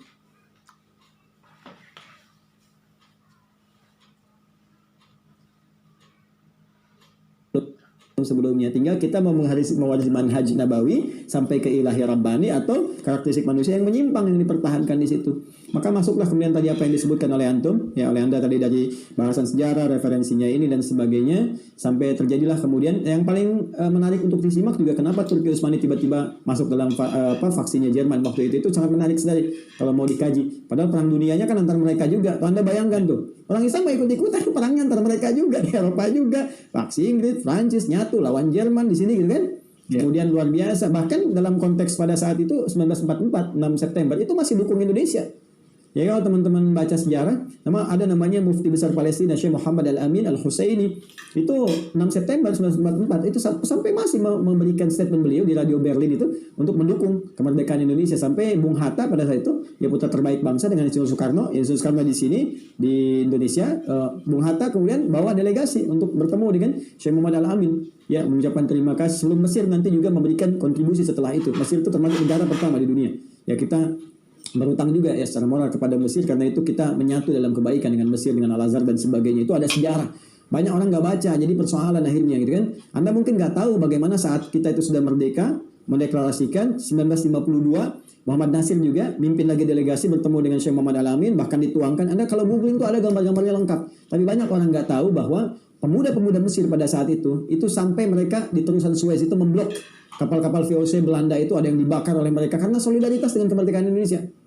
Ya, masuk Palestina dulu seperti itu. Nah, kita sekarang baru bisa dengan kata-kata gitu kan, dan ini ada batasnya. Ya, ada hukum, ada qadhi, ada negara kita yang memberikan arahan-arahan. Tapi kita punya satu sandaran di undang-undang kita. Ya, undang-undang kita punya di pembukaan undang-undang dasar, gitu kan? Kemudian juga nanti turunannya ada ke bawahnya sampai kita punya beban moral. Dari beban moral itu diikat kita untuk selalu support. Walaupun nanti persoalannya nggak tahu lobby-lobbynya sampai sejauh mana mereka. Ya, sampai nanti ada undang-undang perdagangan tahun 2000 dan turunannya yang menjadikan dalam hubungan bisnis. Mohon izin ya kalau saya sedikit ya mengulas, nanti yang lain baca aja sendiri. Ya, nanti kita mesti komitmen lah dengan apa yang kita bangun. Nah, jadi ini ya turunannya, maka kemudian itu dipecah, masuklah koloni. Nah, yang mau saya katakan begini, kenapa jadi tenang? Saya mau ambil tadi dari masa Salahuddin sampai nanti ke Turki Utsmani, dia sampai masuk ke situ. Anda bisa bayangkan teman-teman, di semua tempat saat Yahudi ini tertolak, bahkan dipersekusi, ada yang dieksekusi dan sebagainya, ada yang genocide gitu ya, sebagian ini ada yang isunya dikembangkan jadi Holocaust dan sebagainya, sampai muncul gerakan antisemit, ya itu dibelokin juga karena Arab juga Semit dan nggak ada anti Arab gitu kan, dan turunannya. Saya nggak mau masuk ke situ, saya mau kembali ketika dalam suasana itu cuma ada satu tempat yang bisa nerima, seperti yang Allah sampaikan ya, yang tadi di Quran surah Al-Maidah yang teman-teman lihat itu kan. Cuma satu tempat. Apa itu? Al-Ardhul Muqaddasah, Palestina. Maka datanglah mereka ke Palestina.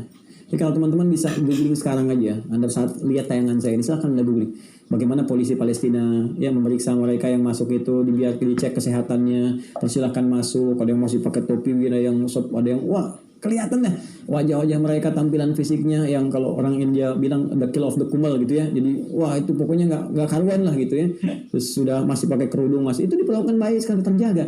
Jadi di tempat itu hanya bisa mereka hidup harmoni, diterima sebagai tamu, datang diberikan hak-haknya dan sebagainya. Yang Kristen juga ada ya, bahkan kemarin saya yang live Zoom dengan Gaza itu, di Gaza itu yang hampir 100% Muslim tapi ada gereja dijaga gitu kan. Dan saya sangat menakjubkan jawaban kemarin itu, kenapa teman-teman yang Kristen gak ikut berjuang di sana membela, dilarang sama pemerintahan di sana, faksi politik sama Hamas. Jangan, kalian sedikit, nanti kalau ikut berjuang kalian meninggal, nggak ada sisa yang di sini. Lebih baik diamankan, kami amankan ke Al-Quds saja di situ. Ya di sini biarkan kami gitu menjaga. Itu sangat luar biasa, toleransi yang sangat tinggi. Maka dijagalah itu. Ya masih bisa datang, masih dijaga. Mereka nggak tahu kalau bertahun setelah itu ada rencana yang sudah disiapkan. 14 Mei 1948 setelah terjadi ya perang dunia kedua dan sebagainya, dibagi-bagi itu. Ini kisahnya banyak lagi tuh, sampai nanti nyambungnya bisa sesuatu yang heboh-heboh di kinian. Jadi terjadilah dipecah. Setelah dipecah itu enakannya dibagi-bagi tuh.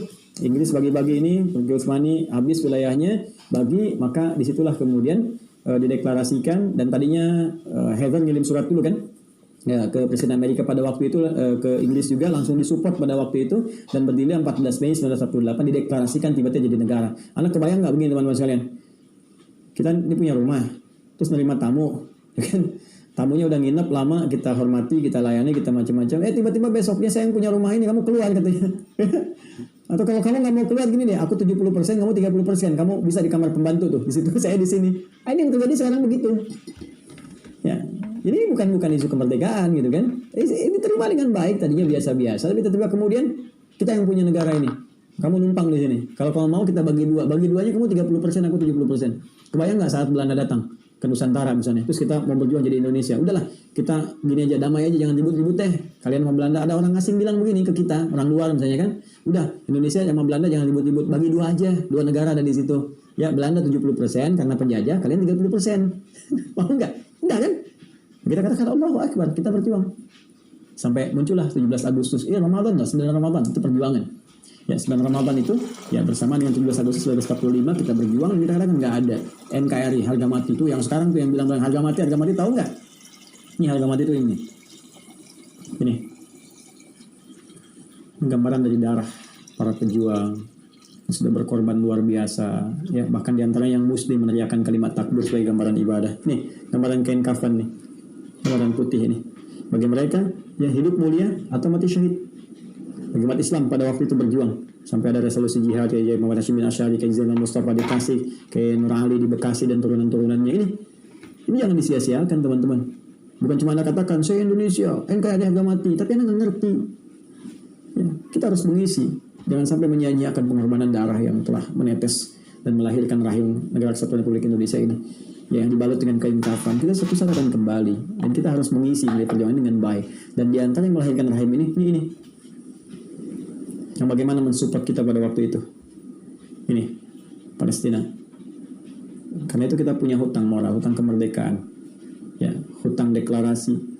Ya, karena itu kemarin saya sampaikan, yuk bangun hashtag lah, Save Palestine, Freedom for Palestine dan sebagainya, turunan-turunan. Enggak, kita nggak menyoal etnis ya. Tadi dikatakan bukan masalah Yahudinya atau lain, karena di berbagai tempat juga banyak orang Yahudi. Kayak yang kata Al-Quran, illa qalilan minhum itu segelintir mereka itu ikut berjuang, ikut menyampaikan aspirasi. Ya, ada yang ikut ditangkepin juga dan sebagainya.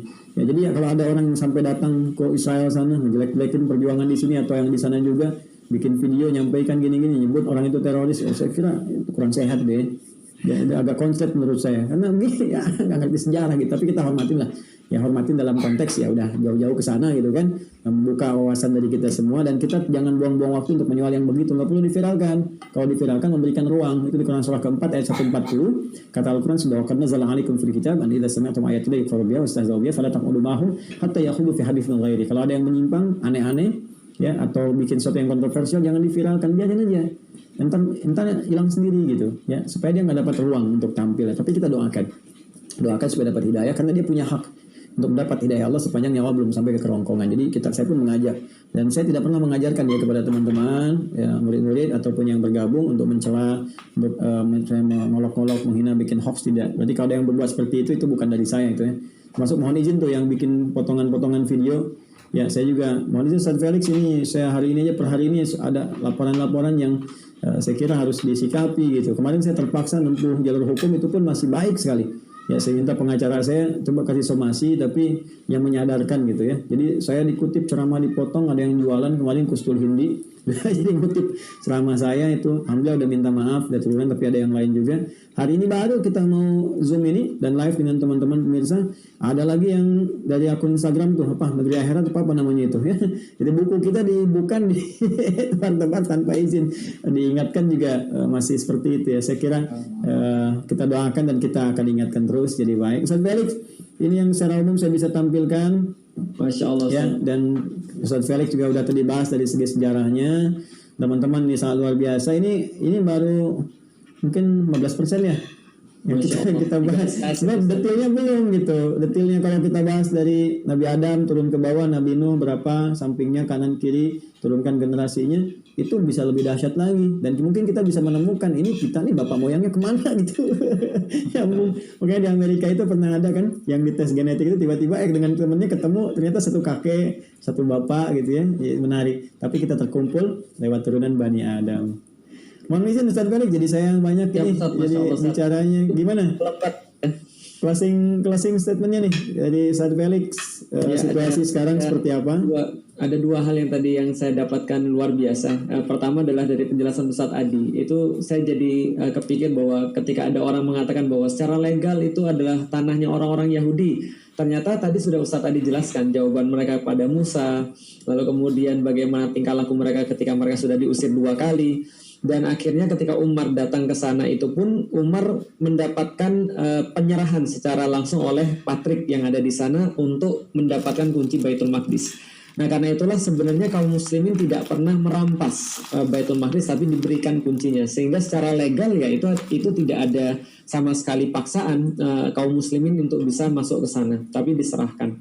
Yang kedua adalah tadi yang di-highlight juga oleh Ustadz Adi Hidayat, betapa sabarnya Rasulullah Shallallahu Alaihi Wasallam mengajarkan pada para sahabat kurikulum tentang pembebasan Baitul Maqdis, sehingga ketika Abu Bakar itu ini saat ketika saya baca Abu Bakar ketika menyikapi para sahabat yang memberikan saran ketika terjadi banyak sekali konflik internal sepeninggal Rasulullah Shallallahu Alaihi Wasallam, maka para sahabat meminta kepada Abu Bakar untuk menyetop pasukan Usamah yang diberangkatkan menuju tanah Syam.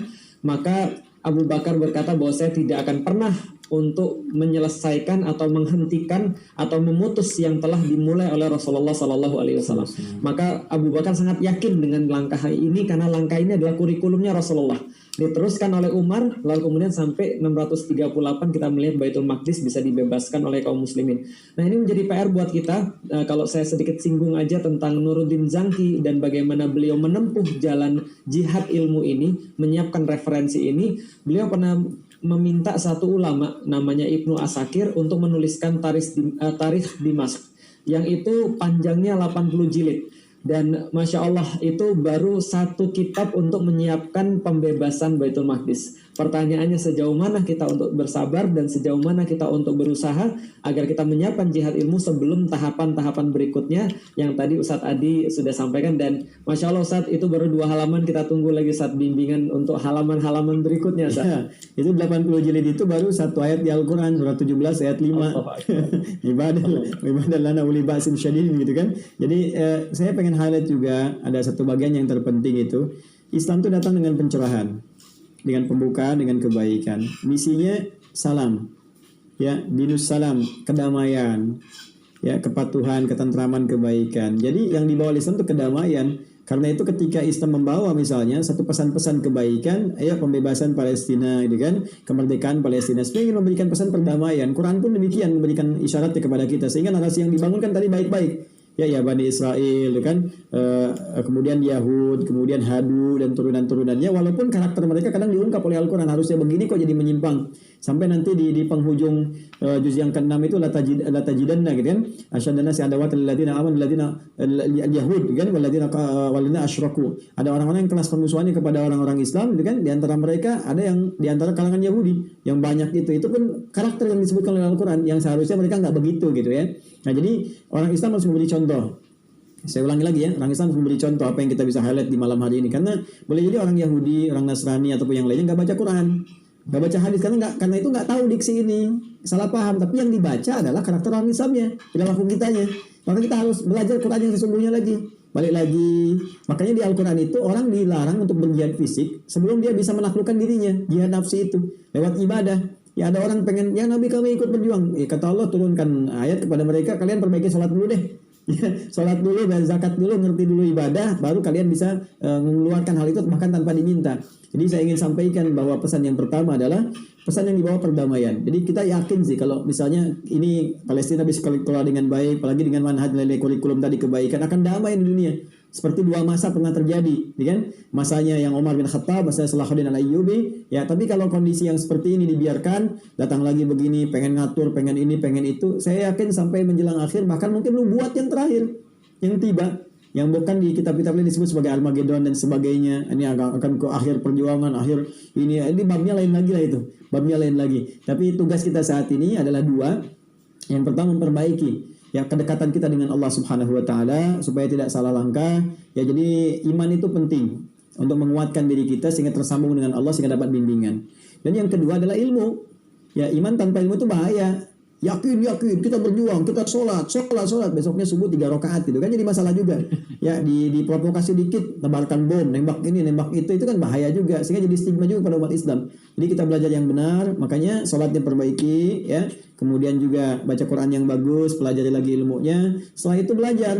Kalau kita mau kansan ke tadi kajian tentang Baitul Maqdis, kan kita umum Baitul Maqdis ya gitu kan, Ardul Muqaddasanya, saya kira ini mesti jadi fakultas ya di pembelajaran tersendiri, atau mungkin jurusan lah di Universitas Islam di Indonesia itu ada jurusan yang mengkaji masalah itu, atau setidaknya kalau nanti ada kajian di Asia Barat gitu kan, ya, atau di peradaban Islam, nanti masuk di adab ya, kalau di Universitas Islam itu adab, nanti ke bawahnya ada lagi yang bahasa, ada yang sejarah, ada yang turunan yang lainnya, atau di sastra Asia Barat ya ada turunan ke bawah. Saya kira bisa dibuat sebuah jurusan yang mengkaji khusus tentang Baitul Maqdis ya.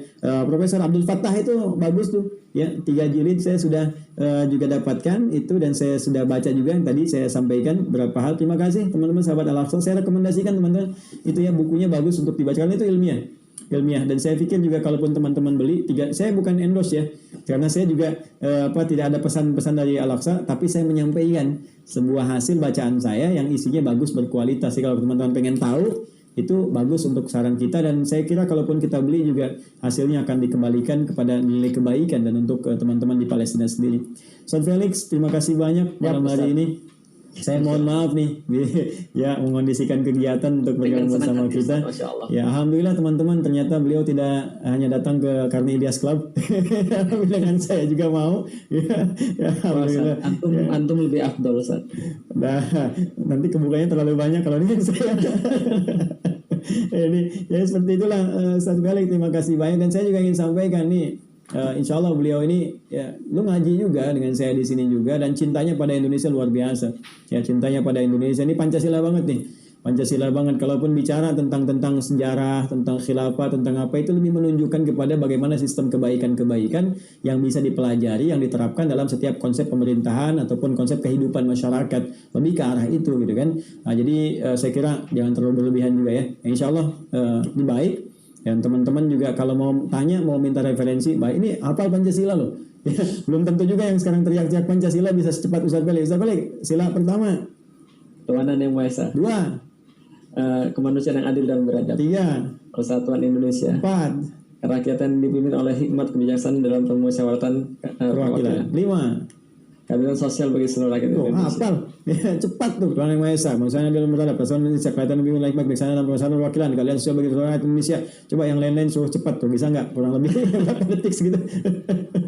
Ya, saya juga menghafal Ustaz. Saya hafal undang-undang. Yang mengapa saya cinta dengan negara ini. Jadi saya hafalkan topografinya. Kemudian juga saya lihat gata negara saya hafalkan. Ya, Ipolek Sosbud Hankam, kemudian juga lintang apa, ini berapa, bujurnya berapa, sampai batasnya. Sampai sekarang saya lagi riset tentang Nuswantara di belakang. Itu menarik sekali karena nanti turunannya ke sini ada kultur Jawa juga, ada kita perbaiki ya pemahaman di masyarakat tentang Wangsit Prabu Siliwangi dan sebagainya. Itu ternyata sangat menarik, sangat luar biasa. Itu butuh kurang lebih 3 sampai 5 episode kita. Kita tunggu terima kasih Ustaz Felix, semoga Allah membahagiakan kita, memuliakan kita. Maafkan saya dan teman-teman, maafkan juga saya. Tentunya banyak kekurangan malam hari ini, banyak salah, silahkan diluruskan. Saya dengan senang hati kalau ada yang keliru, salah, untuk dikoreksi dan saya sampaikan. Kalau memang benar salah, saya katakan salah. Tapi kalau memang ada referensi, ya mungkin kita bisa diskusikan untuk menemukan kebenaran, tapi tidak untuk mencari pembenaran. Maafkan saya. Terima kasih Ustaz Felix. Salam untuk keluarga. Teman-teman, terima kasih. Kita akhiri malam hari ini, sudah jam 10 lewat. Mudah-mudahan ada waktu kita untuk bermunajat kepada Allah dalam kebaikan. Allahumma taqabbal minna innaka antas samiul alim wa tub alaina innaka antat tawwabur rahim. Allahumma arzuqna ni'mata hubbaka ya Allah, ni'mal mahabba ilaika wa ni'mal mahabba ila rasulika Muhammad sallallahu alaihi wasallam. Waj'alna ya Allah min atba'ihi salihin, waj'alna min ibadikal muttaqin. Allahumma ansurna wa ansur ikhwatana fi Filistin wa shaddid quwwatal mujahidin wa dammir a'da'aka a'da'ad din. Sallallahu ala nabiyyikal karim sayyidina Muhammad wa ala alihi wa sahbihi ajma'in. Wa akhiru da'wana subhanakallahumma bihamdika asyhadu an la ilaha illa anta nastaghfiruka wa natubu ilaik. Walhamdulillahi rabbil alamin. Baik, assalamualaikum warahmatullahi wabarakatuh. Waalaikumsalam warahmatullahi wabarakatuh. Baik, jazakumullah khair.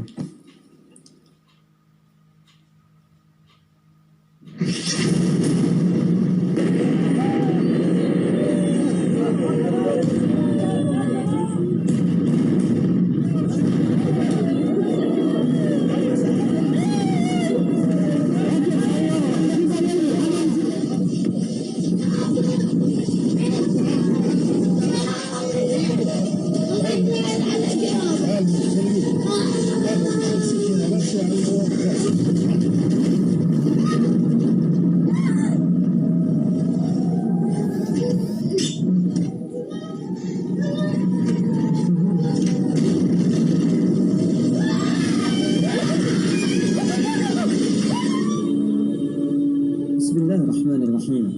Assalamualaikum warahmatullahi wabarakatuh. Alhamdulillah, wassalatu wassalamu ala rasulillah wa ala alihi wa sahbihi wa man walah, wa ba'd. Saudara-saudariku sebangsa setanah air, saya Adi Hidayat dalam suasana ini, detik ini, ingin mengajak kita untuk mengembalikan memori terbaik kita pada suasana 77 tahun yang lalu, tepatnya 6 September tahun 1944, saat satu sosok ulama besar Palestina bernama Syekh Muhammad Al-Amin Al-Husaini begitu gagah, terang, berani, dan tulus mendukung kemerdekaan negara kesatuan Republik Indonesia bahkan saat belum terlahir, sehingga sosok proklamator Republik Indonesia, putra terbaik bangsa, Dr. Muhammad Hatta, sehingga memimpin satu delegasi khusus panitia persiapan kemerdekaan Indonesia untuk bisa berjumpa dengan beliau. Dan hasilnya lewat dukungan penuh melalui Radio Berlin berbahasa Arab itu, bagaimana beliau menyatakan kepada dunia mendukung kemerdekaan Indonesia. Di tahun 1952, bahkan seorang Dr. Muhammad Nasir yang memimpin delegasi Muslim Indonesia selanjutnya bahkan bertemu dengan dunia Islam untuk meminta dukungan-dukungan lebih kuat akan status penguatan kemerdekaan Indonesia. Lagi-lagi disambut mufti besar ini, bahkan diberikan dengan tawadhu'nya tuangan secangkir kopi yang menghadirkan kehangatan dan dukungan yang sangat luas serta tulus untuk kemerdekaan negara kesatuan Republik Indonesia, untuk penguatan nilai-nilai kemerdekaan yang telah diraih itu. Kini setelah lebih dari 75 tahun kita merasakan nikmat kemerdekaan, merasakan ketentraman dalam beraktivitas, kedamaian dalam membangun interaksi sosial, bahkan berkehidupan. Dan dengan tegas kita nyatakan, kita ikrarkan bahwa penjajahan di atas dunia harus dihapuskan karena tidak sesuai dengan peri kemanusiaan dan peri keadilan. Kini komitmen terbaik yang kita ikrarkan itu diuji bahkan melalui satu bangsa yang dari awal mendukung kemerdekaan kita, yaitu bangsa Palestina. Negara Palestina, orang-orang terbaik yang bersama negara-negara Islam lainnya mendukung dengan kuat penuh ketulusan kemerdekaan negara kesatuan Republik Indonesia. Kini Palestina memanggil saat anak-anak banyak yang syahid dihujani bom dan rudal yang meluluh lantakan itu, saat perempuan banyak yang ternistakan dan banyak orang berhamburan untuk mengungsi meminta pertolongan. Indonesia mesti menjadi negara dan bangsa pertama yang terpanggil untuk mendukung penuh kemerdekaan bangsa Palestina, negara Palestina. Rakyat kita, negara kita, bangsa kita punya kewajiban moral untuk melakukan satu hal yang sama yang pernah mereka hadirkan kepada kita lebih daripada 77 tahun yang lalu. Saat kita merasakan nikmatnya Idul Fitri, nikmatnya beribadah, nyamannya beraktivitas, mereka dalam situasi yang sangat mencekam, situasi yang tidak menenangkan, situasi yang bertarung dengan kematian yang sesungguhnya mesti menghadirkan kepekaan yang dalam pada jiwa-jiwa kita. Saudara-saudariku, jangan pernah bertanya kenapa kita mesti membantu mereka. Hei, Anda tidak memahami sejarah. Anda belum baca bagaimana nikmatnya kita mendapatkan support dari mereka. Isu Palestina tidak terbatas di umat Islam saja. Isu Palestina tidak terbatas di Masjid Al-Aqsa saja, tapi Palestina terkait dengan Indonesia erat menjadi kewajiban untuk saling mendukung meraih kemerdekaan. Untuk itu, saya mengajak kepada seluruh lapisan bangsa untuk menyuarakan kemerdekaan Palestina, kedamaian Palestina, berdampingan hidup dalam kebaikan dengan seluruh negara di semesta ini. Saudara-saudariku, tuliskan dalam setiap akun media sosial kita, menjadikan hashtag terbaik Save Palestine, Freedom for Palestine, kemerdekaan untuk Palestina. Selamatkan Palestina, hadirkan kedamaian untuk dunia seutuhnya. Bagi umat Islam, hadirkan doa-doa terbaik dalam sujud kita, dalam kunut nazirah kita, bermohon kepada Allah agar diberikan kekuatan saudara-saudari kita di sana, kekuatan terbaik, kekuatan terbaik, kekuatan terbaik, serta bersabar dan memohon ampun kita kepada Allah karena belum mampu memberikan hal terbaik untuk mensupport mereka. Ini adalah kali pertama saya meminta secara formal di luar apa yang bisa kita supportkan. Sebelum saya menyeru kepada Anda sekalian, saya insya Allah akan menginisiasi lahirnya satu gerakan untuk berdonasi demi kepentingan bangsa Palestina yang telah menyupport kita terdahulu. Teman-teman, mari kita hadirkan harta terbaik kita untuk mensupport setidaknya selain dengan doa dan secara fisik kita memiliki keterbatasan untuk hadir bersama mereka. Mungkin dengan harta yang Allah titipkan kepada kita akan setidaknya membantu banyak mereka mendapatkan kekuatan-kekuatan, bukan hanya pangan, tapi juga pendidikan yang baik, kekuatan spiritual yang baik, yang dengan itu menjadikan mereka semakin bersemangat untuk meraih kemerdekaannya. Hari ini saya tampilkan khusus satu rekening dari Yayasan Ma'had Islam Rafi'ah Akhir. Sekali lagi, Yayasan Ma'had Islam Rafi'ah Akhir. Nomor rekening 111111 5 kali. 1 1 1 1 1. 7 7 7. 3 kali. 7 7 7. 6 3. 1 1 1 1 1. 7 7 7 6 3. Bank Syariah Indonesia. Kita tunjukkan kekuatan kita, semangat kita, dan insya Allah hasil dari apa yang bisa kita kumpulkan akan sepenuhnya saya supportkan untuk mendukung kemerdekaan bangsa Palestina. Semoga dengan ini hisab kita ringan di hadapan Allah saat kembali kepada Allah, saat ditanya apa yang telah engkau perbuat untuk membantu kemerdekaan saudaramu, untuk membantu kedamaian saudaramu dalam beraktivitas, beribadah, dan mendekat kepada Allah. Kita bisa menjawab, ya Allah, ini hal terkecil yang bisa kami lakukan. Jika Anda masih bertanya, apakah penting bagi kalian untuk mensupport? Setidaknya, tanyakanlah pada jiwa kemanusiaan kita. Cukup menjadi manusia untuk bisa memahami bagaimana saudara-saudari kita, sesama manusia, memerlukan pertolongan terbaik kita. Semoga Allah memudahkan, semoga Allah memberi jalan, dan semoga Allah tetap menjaga kemerdekaan kita, hidup dalam kedamaian dan ketentraman. Adi Hidayat. Assalamualaikum warahmatullahi wabarakatuh.